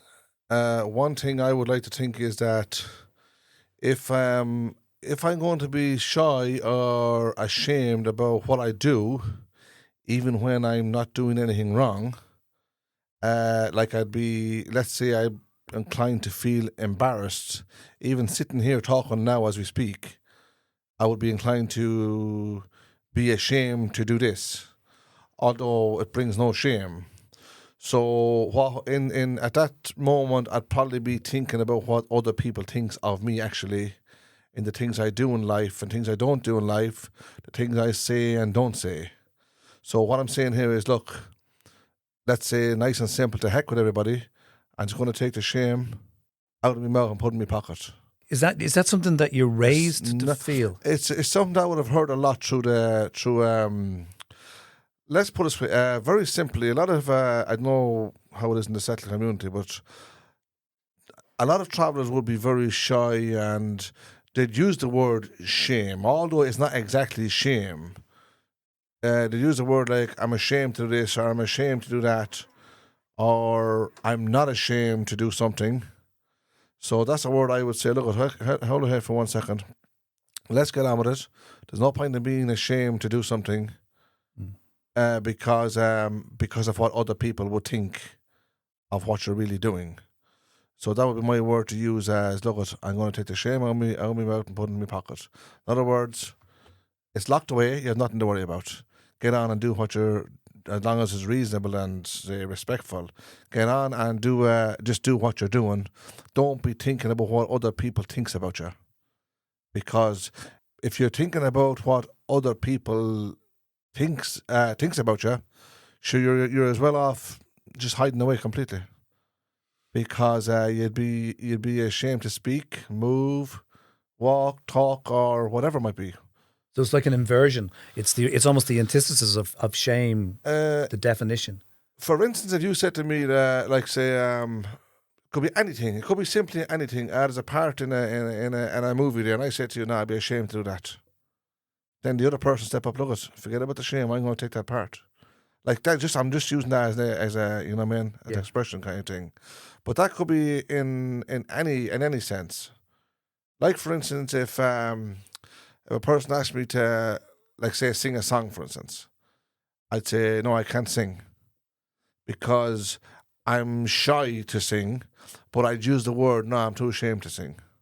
So shame and shy have a similar, that makes sense to my brain. They do have a similar correspondence, if you like. Yeah. To me, they do, because that would be a word that would be used a lot in the travelling community. Like, for instance, someone doing something stupid, for instance, getting into trouble or something, and you're inclined to say, look, you're only shaming yourself, you're only making a show of yourself there. But the word we would sort of use would be, look, you're shaming yourself. So you're bringing shame on yourself by doing something wrong, but also the word can be used even when you're doing nothing wrong. That you're, it can be used for, as I said, it can be used for a million reasons. So it's like you're carrying the shame. Not exactly carrying it, no. Right. No, it's not exactly carrying the shame. It's more of a word that's used than the actual effect or... Do you know what I mean now? Yeah, I do, yeah. It is a good question. And it's hard to explain it. Yeah, I was trying to get my head around it. So it's all about, I think it's all about what goes on in our own heads. Yeah. Because you use you done a phrase last week when we were talking, or a couple of weeks ago, we were talking to Shawnee, and it was away with the fairies. And you described it like somebody's cue, where we describe it as somebody's off their bleeding head. Yes. Yeah. So there's a different use of that phrase. So there might be a different use of shame here, because what we think of shame, say me and you, Richie, I think might be different from what Martin is saying. It's absolutely different, because I'm just thinking shame is where you feel you've done something wrong, or you feel bad, you feel ashamed. It's a moral sort of stance, isn't it? It is. So I think there's a thing here where Martin might feel not confident, a little bit insecure, and that some other traveller at some other point could call him out for doing this, and he wants to avoid situations like that. That's my experience from young traveller men, that they wouldn't want to be seen to do stuff with me in case down the line, for example, at a wedding, they might get called out or vexed, going, see you fucking idiot, you were doing that thing there with Dino, and they'll call them out on it. Right. As a kind of, as a slagging thing, and slagging has currency in the traveller community. For instance, let's say, like a few weeks ago, there was a big, what do you call it over here, do you remember the lads were singing, Dexter was singing over here, yeah? Yeah, there was a concert in the middle of Ballymore. That was great. So now, we were literally standing there watching, it was great. So for instance, right, for like the likes of Dean turn around and say to me, why didn't you go up there? I'd say no, so I'd be ashamed to. So the reality of it is you're actually thinking about what other people would think of you going up there. Like for instance, I know I could make a show of myself, so I'm after shaming myself. But it's only the word. The word is not how would you call it? It's not fully corresponding to what I'm saying. But it's a word that we use a lot in the traveller community. It's a humbling thing, isn't it? In other words, I'm ashamed of my life, look, I'm after doing that kind of thing. Do you think that shame or that embarrassment would hold you back or hold travelling people back? Yeah, it does. Yeah, it does. From a lot of stuff. So this is in the DNA of your culture. Now, we might have that in the settled community also, but they mightn't use the word shame. They might choose the word like, I'm too embarrassed. Or I'm too shy. I don't have the confidence. I don't have the confidence. But you don't generally get them using big words, or long words, sorry. Yeah, but like if I done a thing here in Ballymun a couple of weeks ago. I'm running a thing called the Ballymun Health and Fitness Festival, and we got together 40 different people, guards, TDs, counsellors, youth workers, teachers, all this type of stuff in a room, and we just asked them loads of questions because we're trying to build a thing called the Ballymun Summit. And one of the bits of feedback we got back from all of them was, in general, we kind of all lack a little bit of confidence. And this is from professional people, and I'm not trying to slag them off. I'm just saying this was their feedback. This is what they were saying. We're not busting out our seams with confidence, although the word that Martin might be using might be different. But just self-belief and that thing where you just go, I'm going to fucking just do this and I don't give a bollocks anyway because it's going to be good for me and it's going to be good for me community. Yeah.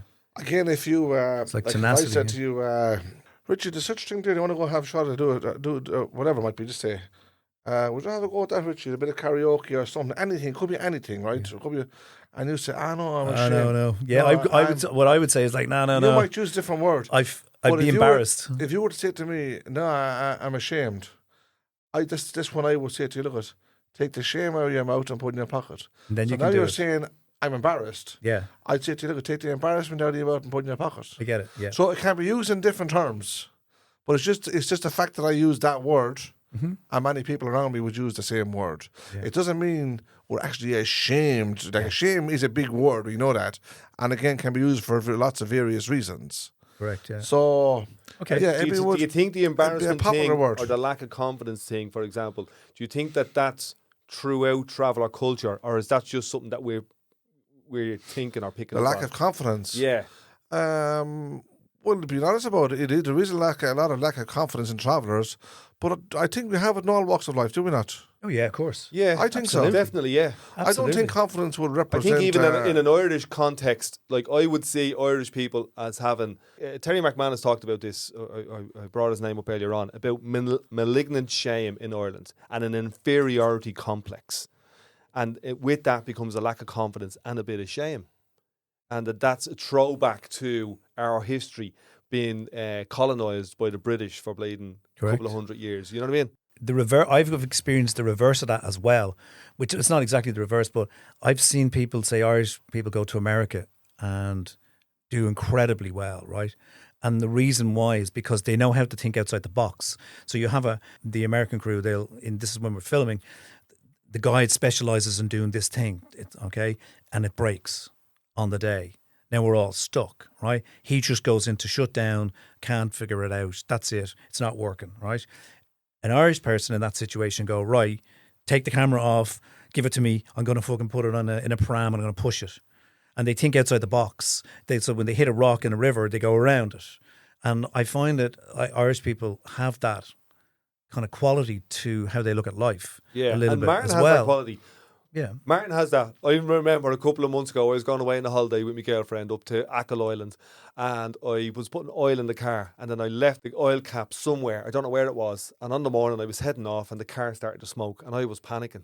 And I rang him, going, "What do you do when you lose the oil cap of the car?" And he started thinking outside the box.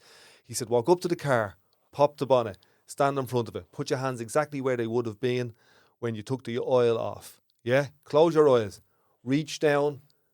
And put your hand on the oil cap. And I said, "What are you talking about?" And I'd done it, and I'm getting shivers now talking about it. I was panicking, I was sweating. I was like going into lockdown because I had all these plans in my head. I'm going to do this, and I closed my eyes and I put my hand down, and the oil cap was right there. Brilliant.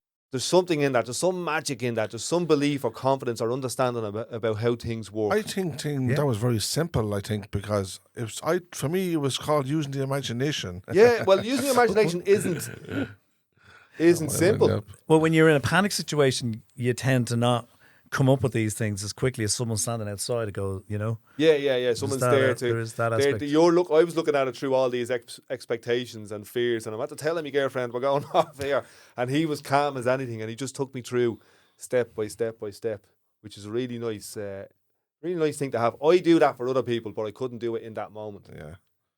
So that's kind of like what you're saying. In America, people know one job and that's it. But if you ask them to go left or right of that, the shit hits the fan. Well, they're outside their comfort zone. They're not happy about it. I guess that's why different people have different professions. Is that right? Yeah. Like what you're doing with that computer there now and sorting out all the bits and bobs there. So I can't do that. Not can I. If I look at a computer, I'm going to ring Dean. He'd tell me, close your eyes, put your hands such a button. Exactly, yeah, very good. But if I look at if I look at a transit van and you know what I mean? I don't know what I'm looking at, but when you look at a transit van, we went looking for caravans or trans vans to convert a couple of months ago. I had it in my head, you know, during lockdown, I'm going to get a caravan and that'll be me sorted. I'll be able to travel all over Ireland and so on. So he asked Martin for his help, and when I was ringing up places, he'd have all the questions. He'd have it all lined up in his head. Ask him this, ask him that. When we went to meet him up at IKEA, me and Martin would go up with one of his sons, and he'd be checking underneath stuff for little oils or little, you know, bumpers that aren't aligned and all that. I'd be looking at the colour and the mileage. Yeah. Basics. You're the big girl's blouse. I resemble that remark. You do? You prick. Dean, you were saying earlier on about travellers, about lack of confidence, yeah? Yeah. I don't think lack of confidence is a representation just of travellers not doing stuff. Okay. If it makes any sense. Yeah, do you think there's another? No, I think anybody can lack confidence no matter what profession they're in. Of course, yeah. I think so. It's all part of if you're a singer, an actor, a producer, director, or a footballer, tennis player, no matter what you might be, if you take on a different role in life, just because you want to take that role doesn't mean you have the confidence.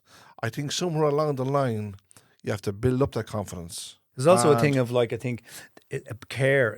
If you don't care what other people think, you have a brass neck on you. You'll go out and you'll do anything. You can make a show of yourself in front of thousands of people, and you don't care about that. And you don't give a bollocks. Like, so it's very rare though to get people like that, isn't it? It is, yeah. I think it's actually a good way to do it because now sometimes people might dive into the deep end and get themselves in trouble over it, but at the same time, if they can do it and just get everything working, rolling the way they want it, sure, it gives them a good sense of freedom then, doesn't it? Yeah. Because you're doing something that you like without thinking about it anyone else thinks. As long as we're not breaking the law, everything is good. I think what might have happened, if we're just talking about travellers and confidence or shame and all that, is that I know from my mates, they mightn't have had all the options and opportunities that were available to other people. And in that way, they would have lacked belief in themselves, you know what I mean? Because they wouldn't have been exposed to trying out 20 different things, or they wouldn't have known solicitors or doctors or directors like you know? So they'd limit themselves to manual labour or factory jobs or electricians or... But I think, like, just my knowledge of growing up and stuff, that, you know, I didn't go to university, and I had a lot of mates who did, and one or two of them came out and did really well. Other ones came out and just went off in an entirely different direction.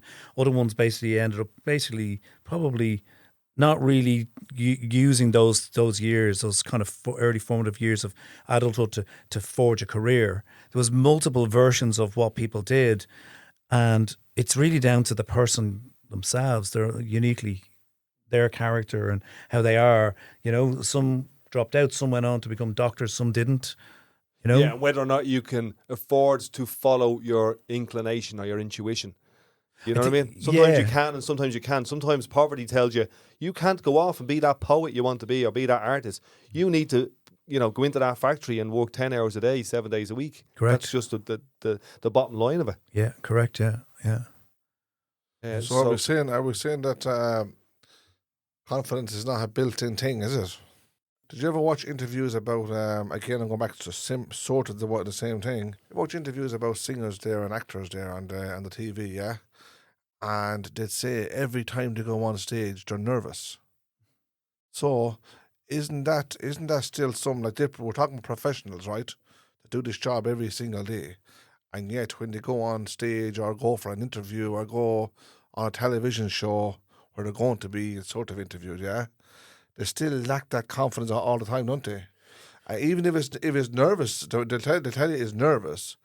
But Well, I think there's certain professions, right, where you can have all the paperwork done, all the research done. You can locked it all down, and some people deliver at that line, and then some people in the creative world, they at a certain point now you just go live, and you just have to deal with it on the fly.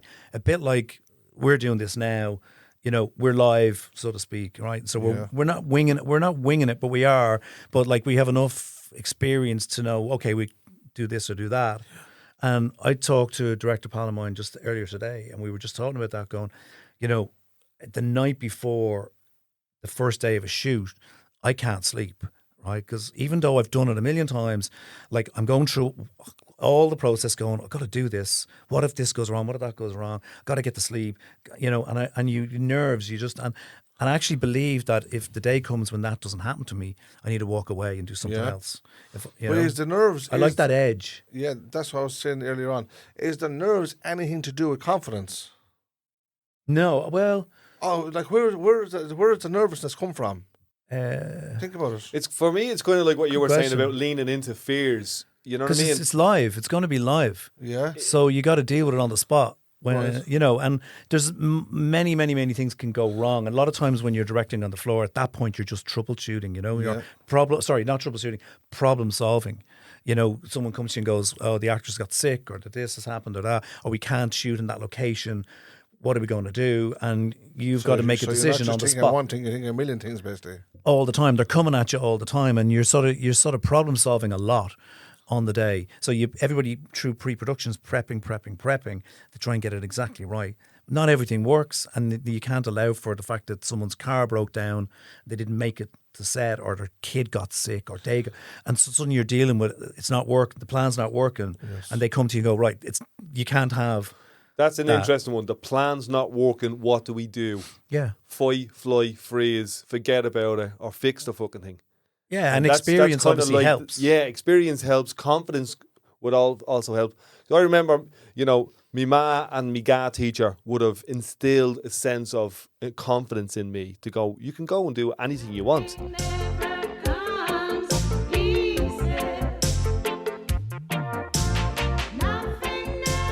Yeah, Richie, as I was saying, at what stage did you come in contact with you two, and how did you come in contact with them? So I was making music videos for local Irish bands. One of them was called the Golden Horde. I'd done a few with them, and we'd done a lot of photography together, and they were a really cool band. And I think U2 were at that point where they were changing their whole image from more of the early Joshua Tree style albums, and Unforgettable Fire, to Octum Baby. It was more kind of rock and roll, and there was more of a punk aesthetic in it, and they saw that video, one of the videos I did, and went, we want to work with that.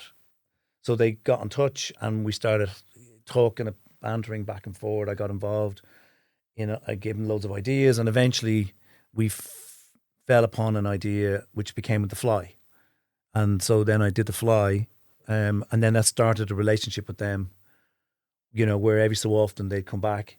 I might just, my sort of style might just fit something they were sort of doing.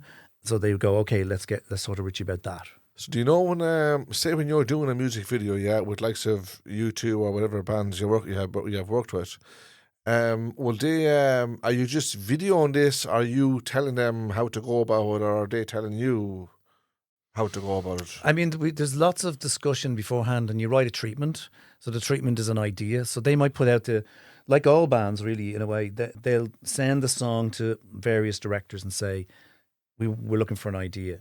In the 90s, there was a lot of pressure on the directors to do performance-based videos because the record company wanted the band. The band is the product, so they wanted the band in the video. Right. A couple of brave bands would break that rule, but that was kind of a pressure that would come a lot, right? And so performance videos became a sort of a term. So I'd come up with an idea.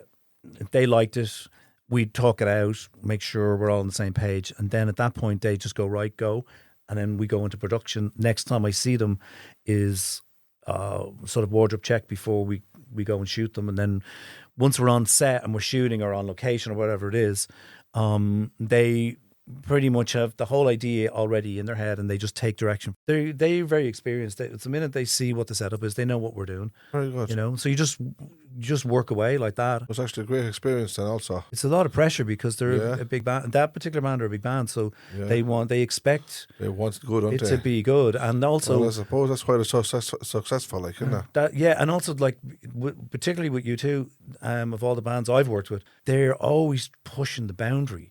Like every single album I've been involved in working on, I witnessed them really pushing it. They don't fall back on the laurels. They've never done a greatest hits. They're not that kind of band.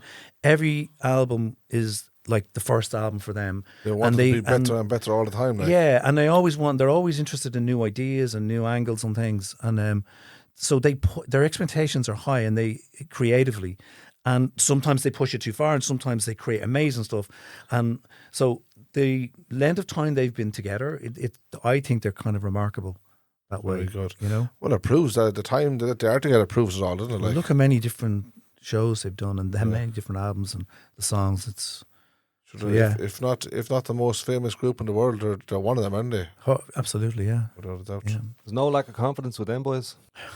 And the film that you done, Richie, the Siege of Jadotville, is that right? That's right, yeah. Yeah, did you? I actually watched that film. It was a brilliant film.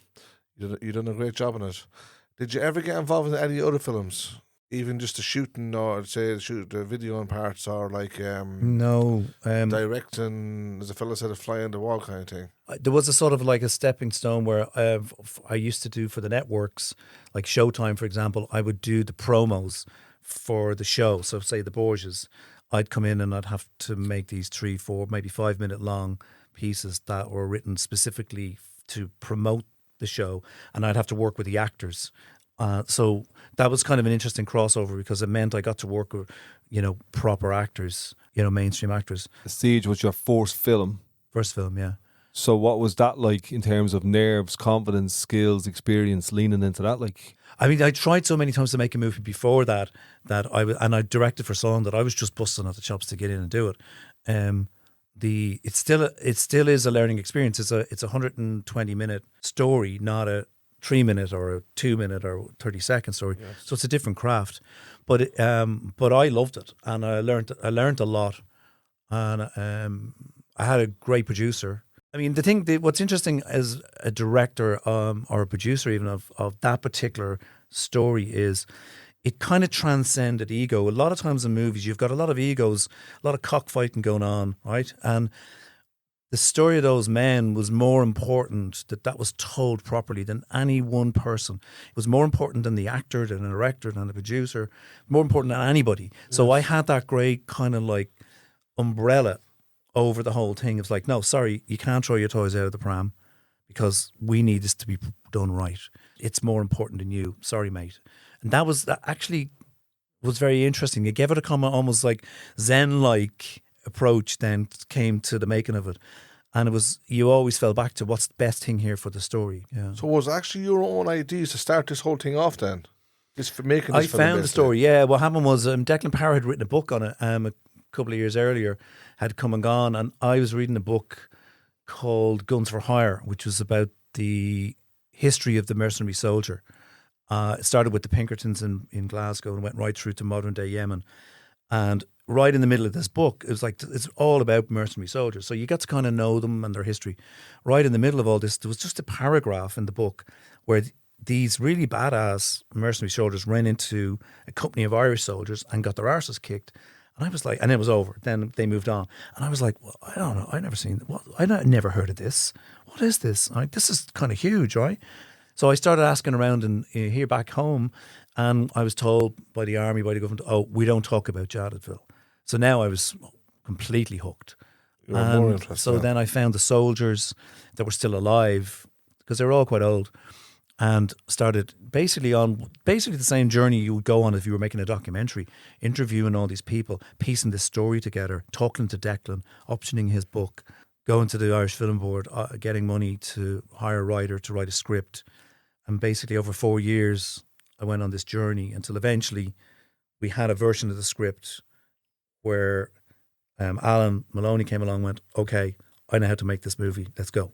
Very good. There is an interesting story behind in Jadotville that I can share with you. I was halfway through working on the script in LA, and phone rings, and I pick it up and I go, hello, is this Richie Smyth? And I said, yeah. He said, this is Leo Quinlan. I believe you're making a movie about my father. And I was like, oh, fuck. This is... And I was like, yeah. And I thought, I'm in trouble here, right? And he goes, no, he could tell from my tone. Yeah. He says, no, it's fine. I'm here to help. And I was like, oh, this is gold. Like, can't believe this. He says, why? He invited me back to Waterville, to where Pat Quinlan was from. And now he has a house. And so I went back and went down to Waterville. We had dinner and a bottle of wine. And after dinner, he pulled out his father's chest, big metal box. And he opened it up. He says, I've got something for you, right? And I said, okay. And he pulled out revolvers and schematics and various stuff that his father had collected from when he was in Congo and put in this. He says, no, that's not what I'm here to show you. I want to show you something else. I have the radio log. Okay, so the sidebar to this is what happened was when Quinlan and his men were put under house arrest, he had a radio log which he had kept of the entire battle. His communications, Os Gaeilge, to HQ, because he thought something's going on. They're not responding in military terms to me here. We're in a big trouble here. We're in serious trouble, and I'm not getting back military type responses. So he told the radio up to make a log. All of that log would have been Os Gaeilge and Munster 60s Gaeilge at that, right? So he had this 18-page log, so he gave it to a journalist, and he said, this is a love letter from my wife, will you please see that she gets it? And the journalist said, yeah. But Conor Cruise O'Brien and one of the members of the military intercepted the journalist and took the log and destroyed it. What? So no one ever saw the log. But Quinlan had made a miniature copy, bit like in Tarantino's True Romance with the wristwatch, right? Yes. Same kind of story. He made this. He made a miniature copy which he hid on his body, and so. But when he got back to Ireland and all the shame of it that came with them being called cowards, he decided he didn't want to bring the army in any more disrepute than they'd already been in, because the army was his family, was his life, and he didn't. So he put the log into the box with everything else, and no one ever saw it. So on this particular night in Waterville, probably around 2014, he gave me the log, and he said, "This is yours. It's time that things were made right," is what he said. This is your first movie, and this dude is handing you, the perfect thing for the movie. Yeah, it's just like this log that nobody knows anything about. I mean, the truth is, it doesn't make it into the movie for a load of reasons that maybe it's another chat, but it's one of those magic things that can happen in movies. Yeah, I found someone who could translate it, and it was damning what was written in you know. And did it give you an insight into it? Yeah. Oh, so it would have informed you during the filming process. And we shot it. We shot with the lead actor Jamie Dornan and one or other the radio up Conor McNeil had to learn all the Irish. So all this is filmed. We shot it. Yeah. But it's on the floor. It's on the floor. That classic term, but it's on the floor for good reason, because it was getting too confusing. And by the time the second act kicks in and the soldiers are being attacked, your empathy at that point is for them and how are they going to survive it. When we cut away to the politics, it just kind of lost all its momentum. Once the battle kicks off, it really becomes about the battle, because it's such a big thing. Just give us a small rundown, Richie, on what the film is about, please. I know you're telling a big lot about that here. It was about... The Siege of Jadotville takes place in 1961, September 61, over 5 days. During the Congo crisis, Patrice Lumumba had been assassinated, and the country had descended into civil war. Meanwhile, the Belgians through a company called Union Minier, were siphoning all the minerals out of the Congo.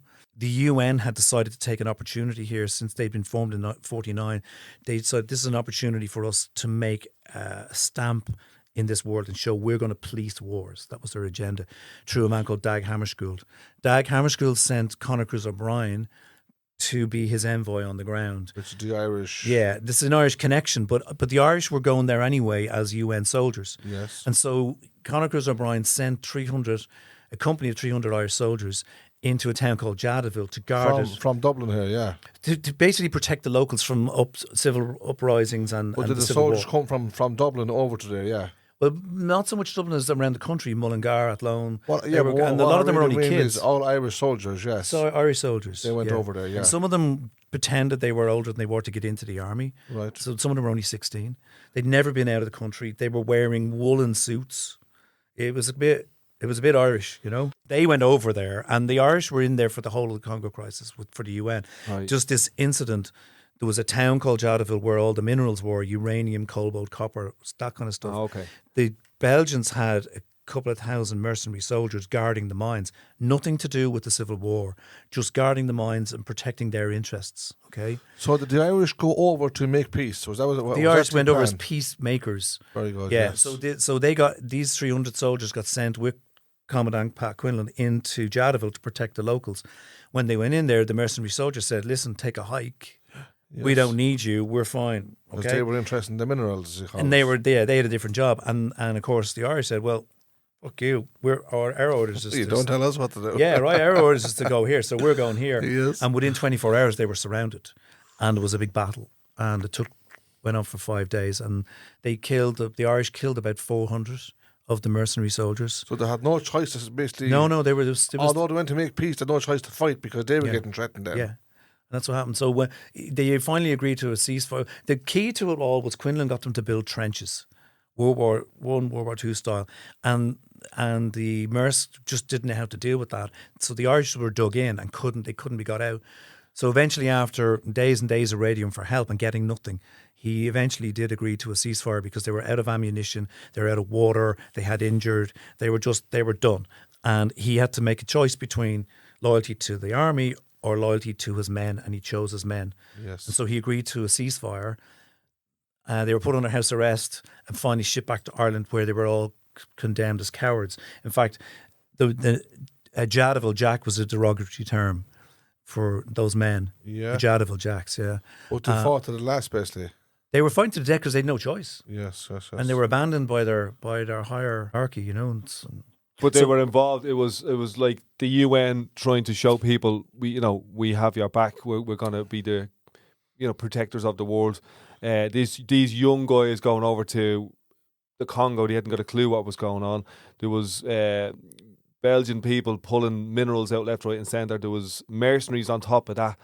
And then when the Irish lads were their back against the wall, they went to radio silence and they couldn't get any support. So there's a kind of inbuilt drama, and these Irish heroes It's tragic what happened to just them. dig in, build trenches, and fight for their lives. Yeah. I mean, it's So were they deserted and left on their own then? It looked like it. Yeah, I mean, in the radio log, it's actually Quinlan is calling for instructions before 2 p.m. on the day. He said, "Please send instructions. We have wounded. We have no ammunition. We have no choice. Please give instructions by 2 o'clock." And got at no 2 reply. o'clock there was radio silence, and you can see it in the log. And then at around 2:21 or something, there's a communication comes in from HQ. Have you deserted your men? And he just lost the plot with that, because that's the last thing he was going He to wasn't do. doing So that. they were setting him up for a fall by even in suggesting that. So it's quite incriminating when you actually read the log. Yeah. Yeah. Very few. No, listen. When I say very few people, I kept it very close. I'd never released it to the government or to the army. I kept it, and it's going to stay that way. Yeah, of course. You know. But So did you feel in control of this film when you were actually making it? Yeah. What I mean, you had no one telling you what to do. You were the director and the producer of all this, like. The producer would at that point would have been Alan Maloney. Right. And I would have been the director. So it's all pre-planned, and we were pretty much the only time we'd really get into any kind of like altercation about what's going on is if I went off piste a little bit. But sometimes you have to do that. Like there's an element of organic process with any directing. But it was under a bond at the time because it was with Netflix. So it was under a bond. So that means financiers were watching everything that you're doing every day. Oh, right. And if you miss a shot, So there still was pressure involved, like. huge, yeah. Yeah. Yeah. We Even couldn't though miss. you were sort of telling these people what to do kind of thing, It was all mapped there out. was someone still watching you basically over like. Oh, every day. So who makes that decision then of not to use certain things, like the footage that was on the cutting room floor of Jamie Doran speaking Os That Gaeilge? would have been a combination of collaboration between me, the editor, and Alan. So the editor was a woman called Alex Mackey. So you made a film about a fight in the Congo, and now you're looking at making a film about fighting charity. Another fighter, yeah. Can you see is there a link there? Did I just make that link? What's going on with you? No. Is there a no, bit of I'm traveller not in them or what? trying to imply I like fighting. You know what I mean? There's a bit of tension there. You like leaning into things, ayahuasca and bleeding, snowboarding and breaking your Yeah. body up. Or And is it just that you like to see a good challenge? Is that what it I is? like the challenge. I think, Yeah. Martin, I think you have me there. You have me Come nailed. here, I know you're about to go in a few minutes. Could you give us that was the Siege of Jadotville, is that right? Correct, yeah. Right. Could you give us a small rundown of what it's like living in LA, please? Just a little rundown. I'm a big sushi fan, Quick. so I love sushi, and it's the best sushi. And I have 5 hours driving door to door to go snowboarding. Yeah. And I love American cars and Americana, so I've gotten myself a nice American car, and I love driving. What about the Right. roads themselves?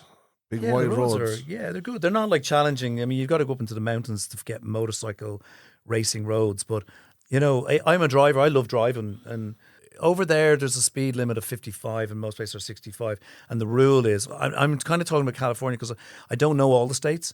But say, for example, in California, it's mostly 55 or 65. So basically, once you go more than 15 miles an hour over the speed limit, you can get a ticket.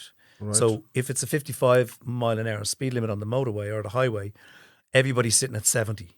If you go over 70, you go to 71, you're going to get a ticket. Right. So everybody sits at 70. It's sort of like a pseudo speed limit, So right? just know they can't And do so it. there's none of this like the outside lane is the fast lane and you pull in and overtake and pull in. They all just sit there. So All the you'll be lanes are the same, So if basically. I come racing down the motorway at high speed, I run into this pack of fucking cars and I've got to weave through them to get out of them, and they won't get out of the way because they're like So they you're take looking this for higher trouble then, ground. basically. But we're doing the max you can do. So how could in you? every lane, all at once. Yeah. So you Yeah. have to weave through the. There's no slow out. lane, fast lane. It's just this No. whole block of traffic that's 50 miles long and 10 lanes wide. Moving It's at the just same doing level. 70. Yeah, there's a lot of that. Get over it. Yeah, but it's tailgating and weaving is not like you get in trouble for doing it. But I mean, you'll definitely find like on a long distance drive just to sort of cheer yourself or just to keep yourself fucking awake. You'll see some guy comes flying through the pack and take off. You go after him, and then he knows you've gone after him. So the two of you are kind of like way over the speed limit, belting down the middle of nowhere. Then it'll come up on a pack. I might go in front, and he'll watch me weave through. Now I'm taking the risk because I'm leading going the over pack. the I'm limits, leading the pack, if you know what I mean. Then I might back off a little bit, and he'll go past. And you can get into kind of fun games like that. So you're going to have to give all that up when you come to over with us and make this film, Fighting Charity. You're going to have to Yeah, just do the back roads of Blade and Ballymun. that's a whole other level of adrenaline, right? Where there's no speed limits. Exactly. It's interesting. That. Happy days. Richie, it was lovely having you in. Thanks a lot. Zombie Brian. Thanks for having me. And talking same to you. again. Thank you very much, Richard, for joining us here this evening. And Thank you, Martin. we're going to insist that you put Brendan Gleeson in a headlock for us and at Oh, least get him into the film or get him onto this Bleeding podcast. Yeah, it's A be well able for you. Yeah, he's a good man, right, isn't he? Tough character. Thanks, lads. Thanks, Richie. Thanks, Martin. All right, horse. Episode 13. Over and out.